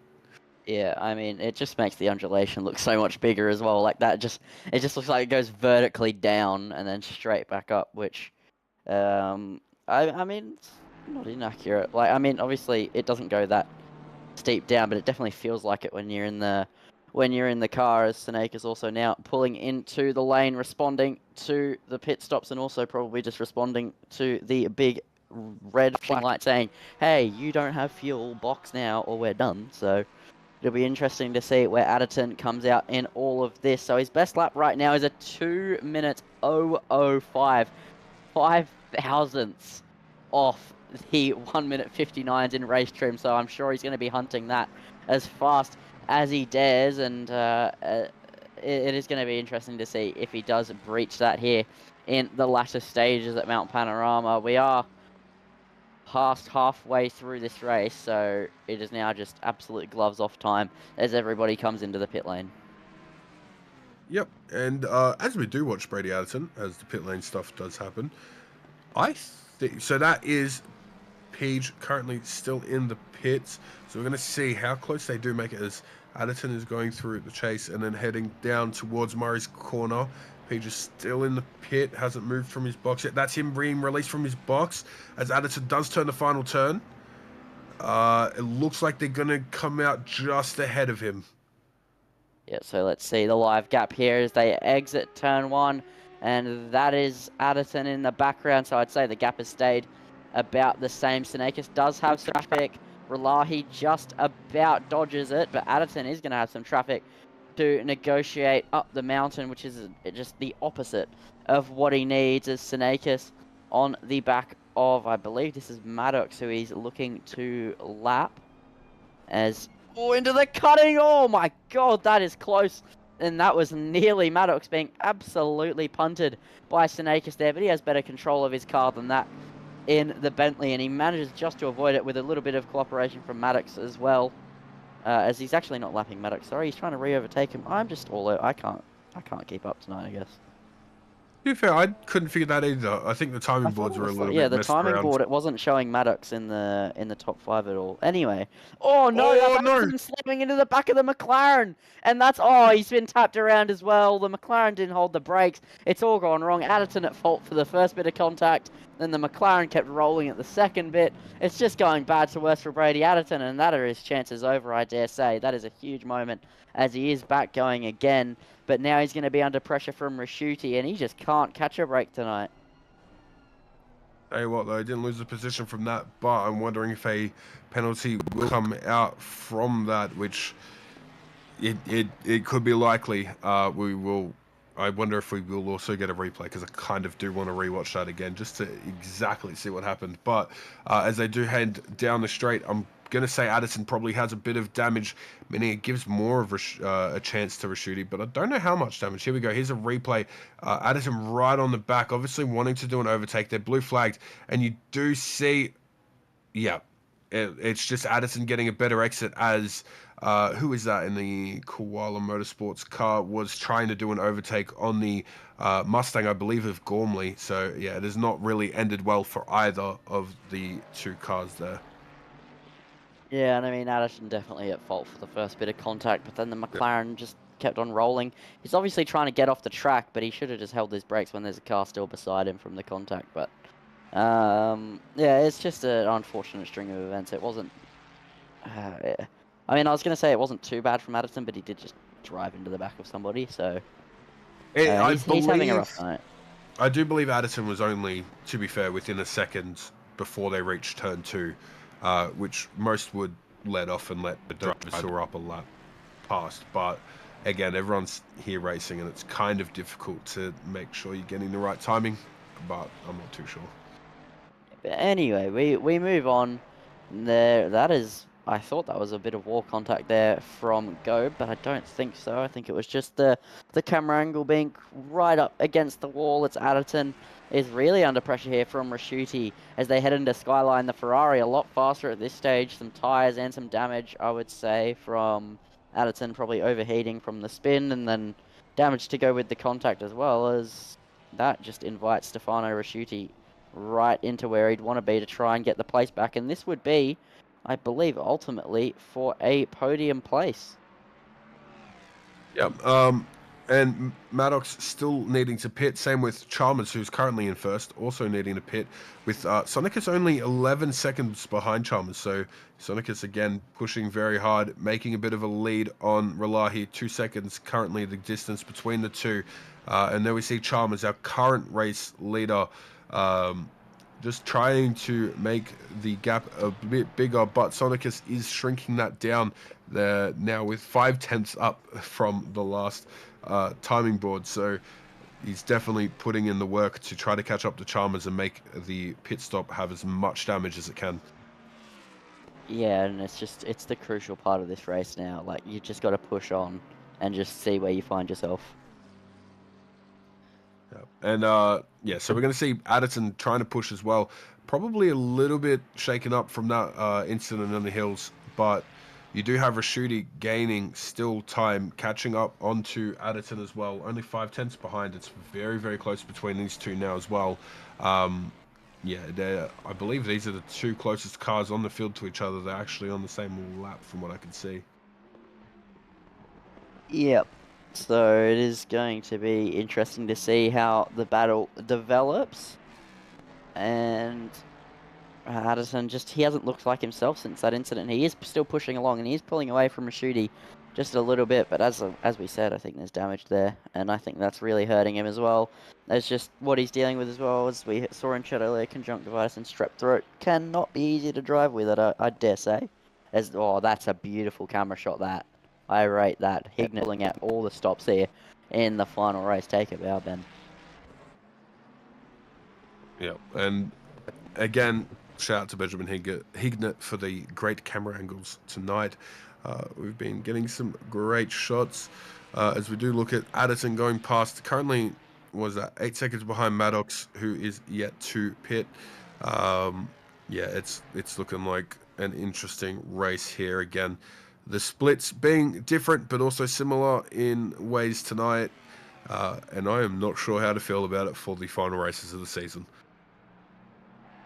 Yeah, well, I mean, on one hand, it's entertaining. On the other hand, the racing has been it's interesting. Oh, and there is a There it is. 59 from Brady. So clearly any damage on there is not causing too much of a issue for him, if there is damage. But yeah, he's pushing harder than ever and will probably be trying to make up all the time he can. Yeah, so it's just as I was saying, he's probably not on form with some damage. He goes and sets 59. So he's just making me look silly. So he is absolutely flying out there. And that is Maddox in pits. That's the fourth place who's now. Oh. Dare say that Loopty's internet has done a loopty. What has happened? Oh. Okay, no, I see what happened. My internet had a little bit of a cutout there. That's always fun. But as I was saying, Maddox in the pits just coming out now. That still felt like a very long pit, even though it was frozen for a little bit of that. Added to 7th place. So that's put Addison back into 4th, which is still on for a podium spot for Addison if he is able to keep a close enough gap on Chalmers. We were discussing last race. The time in the pits is about 50 seconds. It's more like 49. Not including this turning on and off of the car. So I'd say it's about 50 seconds in the pits. Yeah, I'd say you're bang on with that one. It's normally about how it goes, but it does make it quite tricky, but it is a long lap. So unlike other tracks which have really long pit lanes but not long laps, it's very hard to find yourself coming a lap down after the pit stops here in Mount Panorama, as here is a replay of a Porsche final corner at Murray's, and against the curb, and then followed by unsavable Porsche things. Hey, didn't touch a wall though, so I think that's pretty good. And just to say now, Chalmers is in the pits, and I believe, yep, has been overtaken by Sonicus and Relahi, and that is also Addison who's gone past. So that looks like they'll be coming out at about 7th, maybe 6th. Yeah, I'd say so. So it is going to be interesting to see how it all shapes up, as Chalmers is now in the pit lane. There's a yellow flag, the 293 car, which is, I don't even know who. Asplin has made a mistake in the McLaren, as there is 26 minutes just over to go, as here is the replay, and here is Asplin in the McLaren heading through, and I've not seen that one before, if I'm honest. Yeah, no, that was certainly something. What are we looking at? Okay, yeah, so we got Maddox obviously right behind Ben Dyke here, and Audi, which I have slowly grown to at least enjoy the look of. It's definitely better than the Peter Griffin car in Split Blue. So, yeah, good on the Audi there, which is, again, another difficult car to take around this track. We have lost Lindsay for the time being, so you guys get to hear my voice. How lovely is that?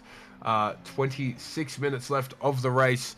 And it's going to be me just for a minute. Hopefully, Lindsay's internet will come back. I'm hopeful.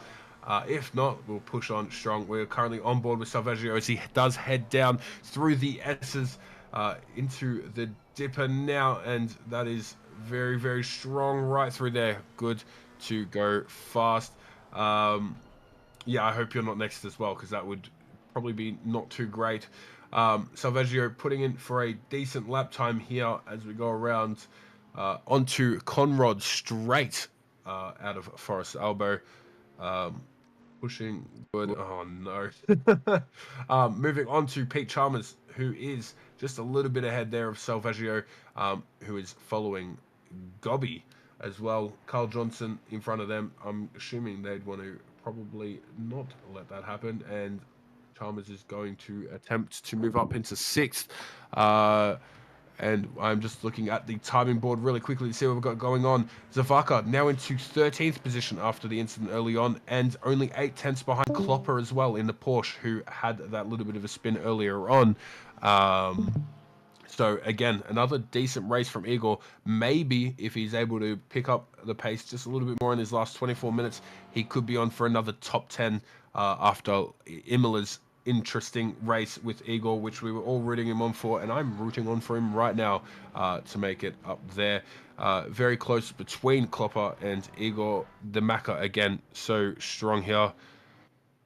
Oh no, the internet's... Oh, and here is a replay of, I'm guessing, the Porsche having a little bit of suffrage, and Igor attempting a move on the inside, but just a little bit slow on the exit, and the Porsche is just able to have a bit more of a decent exit there, meaning it's not ended too well for Igor. As we do move back up the field, Rashidi right behind Addison again, only 9/10 between them. Yeah, that's all right, Lindsay. You have a good night. I appreciate you being in here for 90% of the race. It's all good. I understand internet is sometimes not the greatest. So we're moving on. Rashidi has made the pass around Addison. That was a great pass coming through the chase. Addison going into the pits again. I'm guessing got too much damage. I'm wondering if there was another incident just then. A 203 on the last lap. So the damage not too great for Addison there. But we are... that is not good at all. Moving back onto Peach, who's out the front by 6/10 on Relahi. Again, great racing by him. The Bison, I believe, would be cheering him on over around the hill somewhere, wherever they've moved to. Probably all herded around the finish line for when he does finish for Split Bison. 23 minutes again left of this race. It's 12:58 in game time. It is 10:28 here in real life time. I am tired as, but we're going to continue on around this Bathurst track. Oh, that is a car. Who is driving that McLaren there?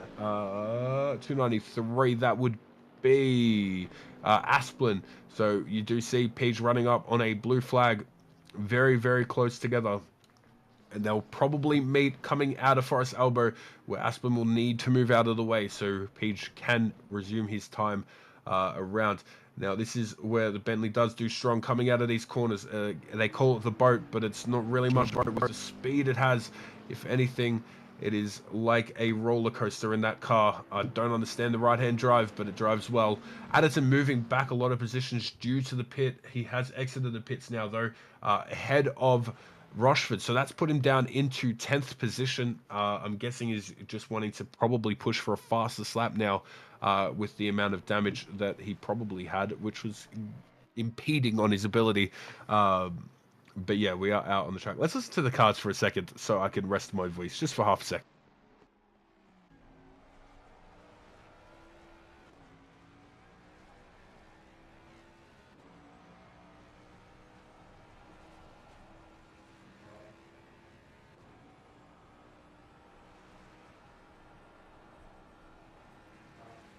And all right, that wasn't long, so you guys get my lovely voice again. Track temps are looking a bit warmer than you'd probably want at 21 and 29, so not the greatest track temps for the greatest times, but you do still see them pushing very hard. You see the way that Adderton takes the S's there with no brakes coming in and then braking just after the entry, meaning that he's getting his maximum of entry there. We do have a replay of Pete Chalmers losing it. Oh, and that's the wall. Oh no, so that's not great there for Chalmers in the Bentley. Has he... Yeah, he's managed to spin it around before any cars have come and has taken off again. So Chalmers down into 7th. He was pushing on for a 6th position at that point, maybe even a 5th. Gobby having a bit of time between him and Carl Johnson. That is a full 25 seconds. Pete Chalmers now has Ben Dyke on the back of him. Mitchell Ben Dyke in the Audi in the RuneScape player car. Yes, that is very much a name for a car and a team. So that's very interesting. We are on an optimum track today. Split Red is doing pretty well. Seems minimum penalties. I'm wondering if that is because of good racing or because we're not in Split Blue anymore. But yeah, yet again, it is still very good. Last 20 minutes of the race, Page holding on a very strong lead. All he's got to do is make it around the track a few more times. I believe it would be maybe about 13, 14 more laps. I think, maybe. I'm not going to guess that, but we're going to push around still anyway. Brady Addison is currently somewhere on the track. Where's he gone? He is in 10th position, which means he's all the way coming up through Reed Park, Frog Hollow, and Selman Park as well. We'll be going out onto Skyline in a second. Yeah. And then, yeah, so now we're back on with Ben Dyke, who is sitting right up behind Chalmers, who I believe would have a decent amount of damage. So Chalmers is going to want to probably hold on for a defensive maneuver this whole rest of this time. Because at this point, it's probably not worth pitting. You're probably going to ruin your race a lot more than if you stayed out with just a little bit of damage. His car doesn't look too bad, so don't see much damage on him. Might have got away with a lucky touch of the wall, and could be only losing maybe a second or two of pace time. So, one thing to look out with the facts of this season is that it's been a great season. Apart from a lot of crashes and stuff, it's been a great. Oh, Chalmers gone a little bit wide. It's been a decent season. So, yeah, I'm happy to have been commentating this season. The final season of the year, the final race of the year. It does all come down to these final 18 minutes of how well these drivers go. It's been really good, and to finish at a home track in Mount Panorama, Bathurst, yeah, I think it is probably the right way to finish off the year. And again, I'm looking forward to the 12-hour, which is February 15th, I believe. They're looking at maybe multi-class is what I'm seeing. So if you want to do multi-class, maybe go click on some buttons in there. Sign-ups are out now, I believe. And also a GoFundMe for Neil Alexander or Mullock. So yeah, if you want to donate to that. That, I believe, will be up very, very soon. But continuing on with our race in split red, it's just me here alone again. Lindsay Muddle sadly had to disconnect due to internet outage, so it is just me, and I'm joined by the great cameraman Benjamin Hignett, who is on the cams and setting us up with some great views. But nah, it's all right. I've got this. But we do see, I believe that is Gormley still running around with a damaged Mustang. It might not be damaged, though. That might just be a camera issue. But that's usually all right. Maddox still pushing strong during this race for someone who started at the very back after not pressing drive. He's in 9th position. So great race so far. Getting some offers from people to come help. Is my voice really that bad, guys? I hope not. But oh yeah, we've lost someone. Igor has also disconnected, so that has brought this split down to 17 cars. We started with 20 for the start of the race. There is now 17 left. Igor's gone. Both of the Astons are gone, and it is not looking too great for the end of the season. It looks like internet's having a good night for everybody. But oh, thanks, Toto. But yeah, we're pushing strong. Rochford 6 seconds behind Adderton, so Adderton's probably got a bit of a safe place there. I don't see. So Adderton didn't end up getting a penalty, I believe, for that thing that happened in Skyline. Adderton could catch it. Yes.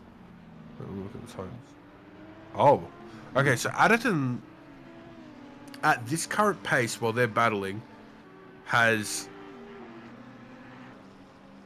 Yeah, so he has a chance at catching up to these guys who are battling and could possibly push for an 8th or even a 7th if he's pushing hard enough. You can see a live right here. You've got them entering into the S's as Adderton pushes over towards Skyline. He's about to enter Skyline as they're exiting the S's. So there's not even really that much time. What is that? That is 10 seconds. But a fun fact from Slade in the chat, the term loop the loop originated from the early aviation and circus stunt terminology. It was popularized in the early 20th century during the Daredevil aerial displays where pilots would perform a vertical loop in their aircraft. This maneuver amazed crowds as it demonstrates incredible skill and defied what seemed physically impossible. That's right, guys. I've been defying what seems physically possible since the day I was born. But we're getting into the delusional hours of the race. The last 14 and a half minutes left. Pete Chalmers still in front of these two others, Maddox and Ben Dyke, following very closely behind. I believe Chalmers still does have a decent amount of damage, so we'll be holding on to a lot of defensive maneuvers. Addison not far behind, entering the final turn, so actually closing that gap considerably quick. One blue flag in between, which I believe is Gormley.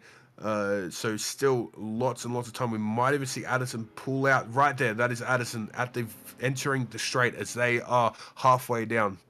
So not much time between. Our first place is on the complete other side of the track, is currently going through the chase. So that is how much of a gap there is. They are entering the mountain, and our first place driver is currently about to finish his lap. Often confused for Loopy like Loopty. Yes, I am Loopy and I am Loopty. But we are still continuing on. Temperatures are rising. It is 22 degrees out there now. 22 and 29. 0-kilometer-hour wind, so no chance of rain. I mean, there was no chance of rain in the first place, but I think it's important information to know. You can see that Bentley getting a little bit loose as Chalmers brakes entering into the S's. I don't recommend braking into the S's unless you're behind someone else, but that's me. It can definitely lead to some disasters. And you do see Chalmers going a little bit wide. This could lead to Ben Dyke getting a better takeoff, but of course, I don't think that Audi can beat the Bentley in a takeoff in an acceleration race there. As you do see Chalmers even making up a little bit of time there, leaving a bit more of a gap between the two cars. Maddox just chilling in the background there, and we are moving over to Salvaggio and camera 2. who's currently battling it out, I believe, with that would be with Gobby. They're currently passing a blue flag. You got these two cars pushing very, very hard. The McLaren and the Mustang, two of the most OP cars at this track, which is very, very easy to present. So it is a battle of the two most powerful cars. Salvaggio might have a upper hand here, being behind. If he can perfect the Forest Elbow exit, and Gobby does mess it up, that could lead to a passing opportunity. But I don't believe that they will go for it when they're heading up the mountain. A blue what? A blue flag? As they do head up into the mountain, pushing very, very hard. It is hard to speak when you are talking for a few minutes, but it is all good as we are entering the last 12 minutes. But there has been a pass entering up into the mountain.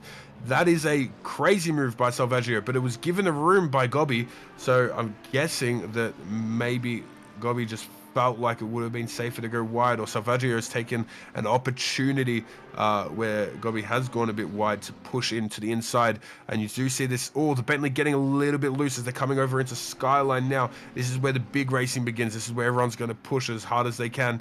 The Audi getting up really, really close into the S's. This is where a lot of people do make up time because their first car can maybe overbrake a little bit.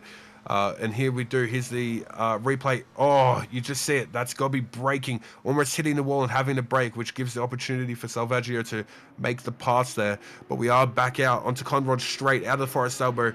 The Bentley still in the lead of these three. This pack going strong for a very, very long time. Doesn't look like much is going to change between them. But we do look. Addison has made up 2 seconds in the last 4 minutes, I believe. So that's 2 laps that Addison's made up. 4 seconds, I believe, which is very, very, very good. Maybe, yep. Yeah, so it's now 6 seconds behind, very, very quickly catching them. Wondering if he's going to make it towards the end. Rochford not really making any time. That's an 11-second gap between Rochford and Addison, so still holding on strong. Gobby now second behind Salvaggio, so Salvaggio could be pushing for a fast time, maybe even attempting to catch up to Johnson. As we do see, I believe that is Sam O'Brien exiting the pits. The Bentley following him for the little bit of the draft that you can get there. Yeah, Salvaggio, one of the cars who... sorry, not one of the cars, was the car who was disqualified at the start because they had a qualifying ban, and they are now all the way up in 5th. So 2 of our drivers who started from the back, Salvaggio and... Oh no, what's happened? Oh, okay, I see what's happened. That's not exiting. That is almost completely crashing into somebody. But yeah, 2 of our drivers who started from the back, Maddox and Salvaggio, both up in the top 10. Both really, really good drivers. Salvaggio probably is a silver driver when he is keeping it clean, and he's doing well at that right now. So that's good to see. Maddox getting right up behind Ben Dyke, getting it nice and close, maybe trying to show himself that he's there, maybe force a mistake from that Audi, which with an Audi is very easy to do, but it seems like Ben Dyke really has that car under control. I don't know how he does it. The car feels like it has no TC to me, but it is pushing on strong. And you see that because of that little bit of defending that the Audi has to do, that Chalmers is making a little bit of a lead on them. So yeah, 9 minutes left of this race. It is getting crazy in here. Igor is back. Igor is back. I think that's important to say. Gobby is freezing. Game keeps freezing. I'm guessing, as Toto says, is because Igor's connection, which is an interesting one. I'm not sure what they want to do about that, but that's not too great for Gobby, who was in the battle for the top 5, but is now 3 seconds behind Salvaggio, who took over 5th position. Again, Addison making heaps of time on Rochford. Addison's only 3 seconds behind Ben Dyke, Maddox, and Chalmers. He's caught up very, very quickly. Again, the Audi is doing incredible things, but Maddox has made the pass on Ben Dyke. I'm sorry, I forgot to call that. But yeah, the Audi is managing to keep a very, very good pace. I'm wondering if Maddox does have a little bit of damage on that McLaren, slowing him down on the straights, because I'm surprised that the McLaren hadn't made a move earlier. As we do see, there's Brady Addison just right there, right behind. He's going to have to wait to get through the McLaren that is a blue flag. Not much time is going to be made up on this lap with the mountain. So very, very good work from Addison here. Ralahi 8 seconds now behind Sonicus, and Rashidi even a little bit further than that. Johnson 6 seconds behind Rashidi. That's a decent gap. That's 12 seconds from Rashidi to Ralahi. That's a bit of a distance. Oh, okay. So Ben Dyke tapped the wall last. Okay, yep. I missed that. That is my bad. But we are seeing here Brady being held up. He's going to have to be patient until they enter the straight. We definitely do have a rule here that it is when it is safe to do so. It's currently not safe, and it will be right here. Starkey should, oh sorry, O'Brien should move to the outside. Oh, here we have a replay. This is Ben Dyke getting close. Oh no, we've been blocked by the penalty. Oh, Maddox has tapped the wall there, so that's a little bit of damage right there.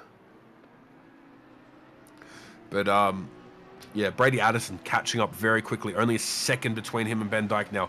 That is in incredible amount of time made up in the last few laps. He'll be pushing for Ben Dyke, and you see how close they're getting now. Ben Dyke, I believe, also having just a little bit of damage on that Audi, but the Mustang should eat it up very, very quickly. Again, almost within a second, as they're heading around into the first turn of the track. This is Hell's Corner, rightfully named, as it is a very dangerous corner and very easy to crash on. As you see the Mustang, look at the power of it as it's quickly catching that Audi, even though the Audi is being almost towed. Oh no, it's lost the toe of Maddox, I believe. So the Mustang just pushing very strong. You're going to see that timing between the two close very quickly. That gap is just going to be non-existent at the end of this, at the end of the mountain. Yeah, look at that, already 6/10 caught up. That is, so what's that? That's 3.5 tenths caught up in that one straight from just the Mustang being so powerful against the Audi. The exit might have also been better from Addison, but they are pushing along very, very strong. You see, oh, a little bit of a wall tap there from Addison. He's going to get off a little bit as they come towards the S's through Skyline. He's going out wide. Or is he going to go for... Okay, he didn't go for a pass there. That kind of stressed me out for a second. I thought there was going to be an attempted pass there. Addison pushing down as they go through the dipper. And you see how close he is. He's going to be sitting as close as he can, because that is your best opportunity to pass a car, is if you're right behind him. He's left a little bit of a gap, but it doesn't matter. The Mustang's got more power than the Audi, and if he's gotten a better takeoff right there, it'll be done very, very quickly. You do see, just look how quickly it's catching. You can see the lip of the Ford Mustang disappearing behind the spoiler on the Audi. He's going to go forward on the inside of this corner here, which is the entering the chase. It is... Yep, it's worked out. Addison has came out in front of Ben Dyke through the chase. What an amazing move right there. So Addison's still going to keep pushing. There's 4 minutes left of the race. Is he going to be able to pass both Maddox and Chalmers? Is he going to be able to pass either of them? This is what we are here for now. Again, Sonicus over in the lead, currently almost a full lap up on these guys that we are watching.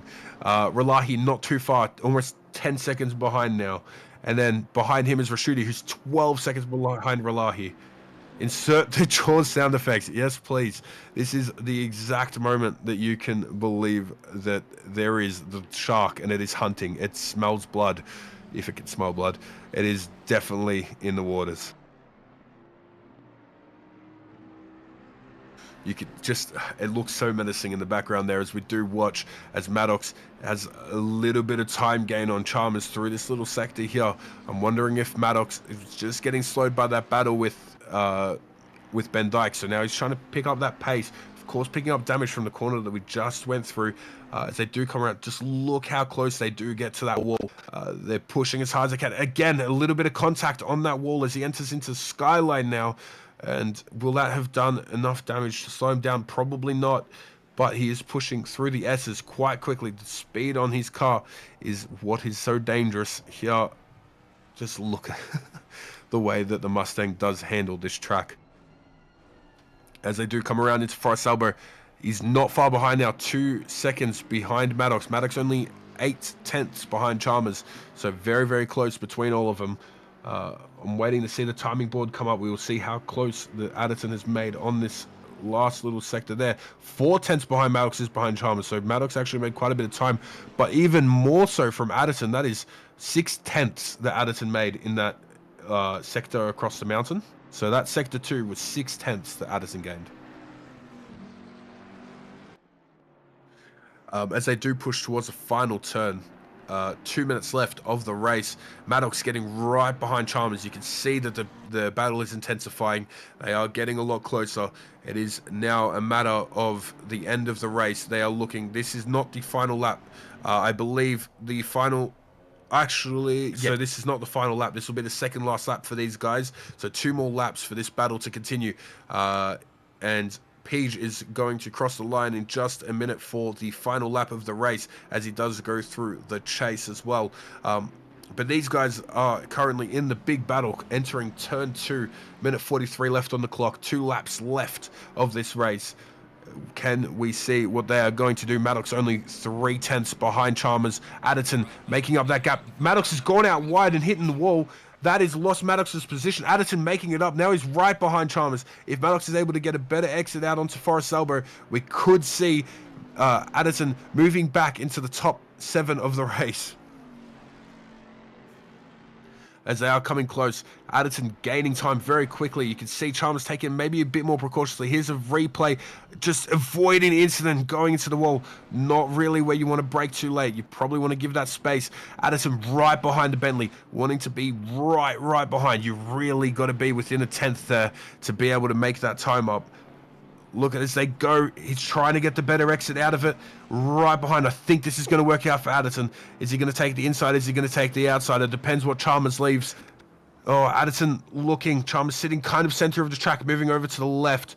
This is looking dangerous. You can see the shark hunting for maybe a pass. They're side by side as they're entering into the kink of Conrod Strait. And Addison's pulled it off before they've reached the chase. And Chalmers isn't going to go for a return move on that. So Addison has taken the position. That is 7th place for Addison now after 3 pit stops, I believe. 3 pit stops, 2 pit stops. I can't remember exactly which one, but he's had an incredible race despite the incidents that he's had, all the way up into 7th position. Again, looking at the rest of the field, it's not changed too much for the last few laps, but these 3 have been battling it out very, very hard. I also do want to mention Igor Zavaka back out on the track, putting in some more laps, obviously wanting to finish this race. It's the final race of the season. We do see a car that is slowed all the way down on Conrod Strait. I believe that was to let... Okay, that's O'Brien again. It looks like he's got a bit of damage again as well. He's going very, very slow through these corners. I'm wondering what happened there, but it was dangerous for Peach there. But Peach coming across around the last turn to finish the race. And there is the Bison, who is waving the checkered flag for the end of the race. That's Igor also across the finish line in 18th position after a disconnect. And there is Relahi following suit with a little bit of a drift coming around. And that is an amazing race there at Bathurst for the end of the Sprint Season 19. We're going to watch these guys finish off their laps. This is Addison right up behind a BMW, who I'm guessing is a blue flag because, yep, that would probably be Gosling, who is in 14th position currently. Addison going to have to be patient. There's nothing really on the line anymore. As long as he stays safe, he should be able to finish the race in a good in a good position. But that was beautiful. I love seeing a Bison. This is the Bison season. This is the Bison split. I'm very, very happy with tonight. Split Red doing what it does best, and that's providing the Bison content.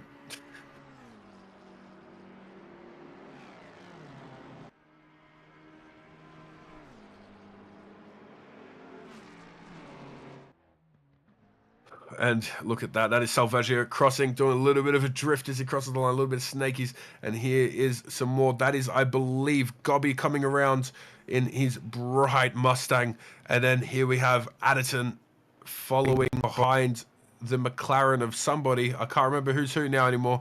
But that is the Maddox as well. And Chalmers coming across the finish line. Ben Dyke following suit, and Rochford won't be too far behind to be the last car on the track for the Bison that's waving the checkered flags. And what a great season it has been. There's Rochford on camera 2. We see him coming around towards the final turn.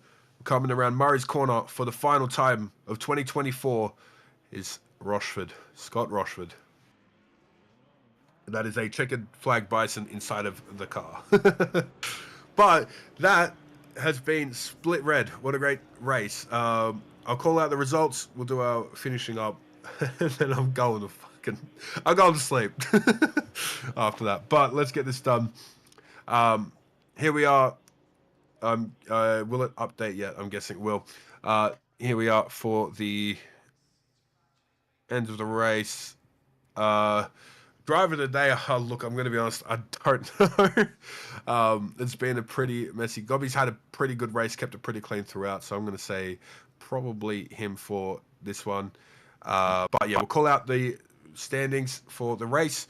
That was difficult. All right, so for our overall, Sonicus in first, followed by Relahi, followed by Rashuti. That is non-surprisingly our pro drivers. We're going to move over to Silver now. I'm going to do it quickly. We have Johnson and Ben Dyke.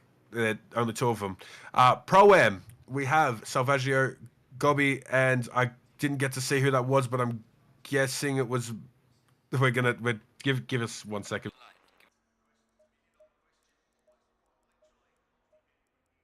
Silver, we had Johnson and some others. Pro-Am, we have Salvaggio, Gobby, and Chalmers. And then for our AM class, we finished with Brickley, Gosling, and Asplin for our top 3 in AM. And what a season it has been over here in OOR's Sprint Series, sponsored by Simrigs. Again, patrons get a 5% discount. Maybe go get some stuff for Christmas. Split Bison, Season of the Bison. Again, great time. Remember 12 hour coming up, and Merry Christmas, Happy New Year. I hope I'm not missing anything. Can you please tell me if I am, Higner? I don't think you are, but just remember to sign up for the next sprint season. I think that's starting in the second week of January. Oh, sweet. Yeah, sprint season, second week of January. That would be smart to sign up for. And also put your sign-in ups for the Bathurst 12 hour. And if you do have some money that you could, maybe spare some for the GoFundMe for Moloch as well. And yeah, Happy New Year. Merry Christmas. Good night. I'm tired. Goodbye.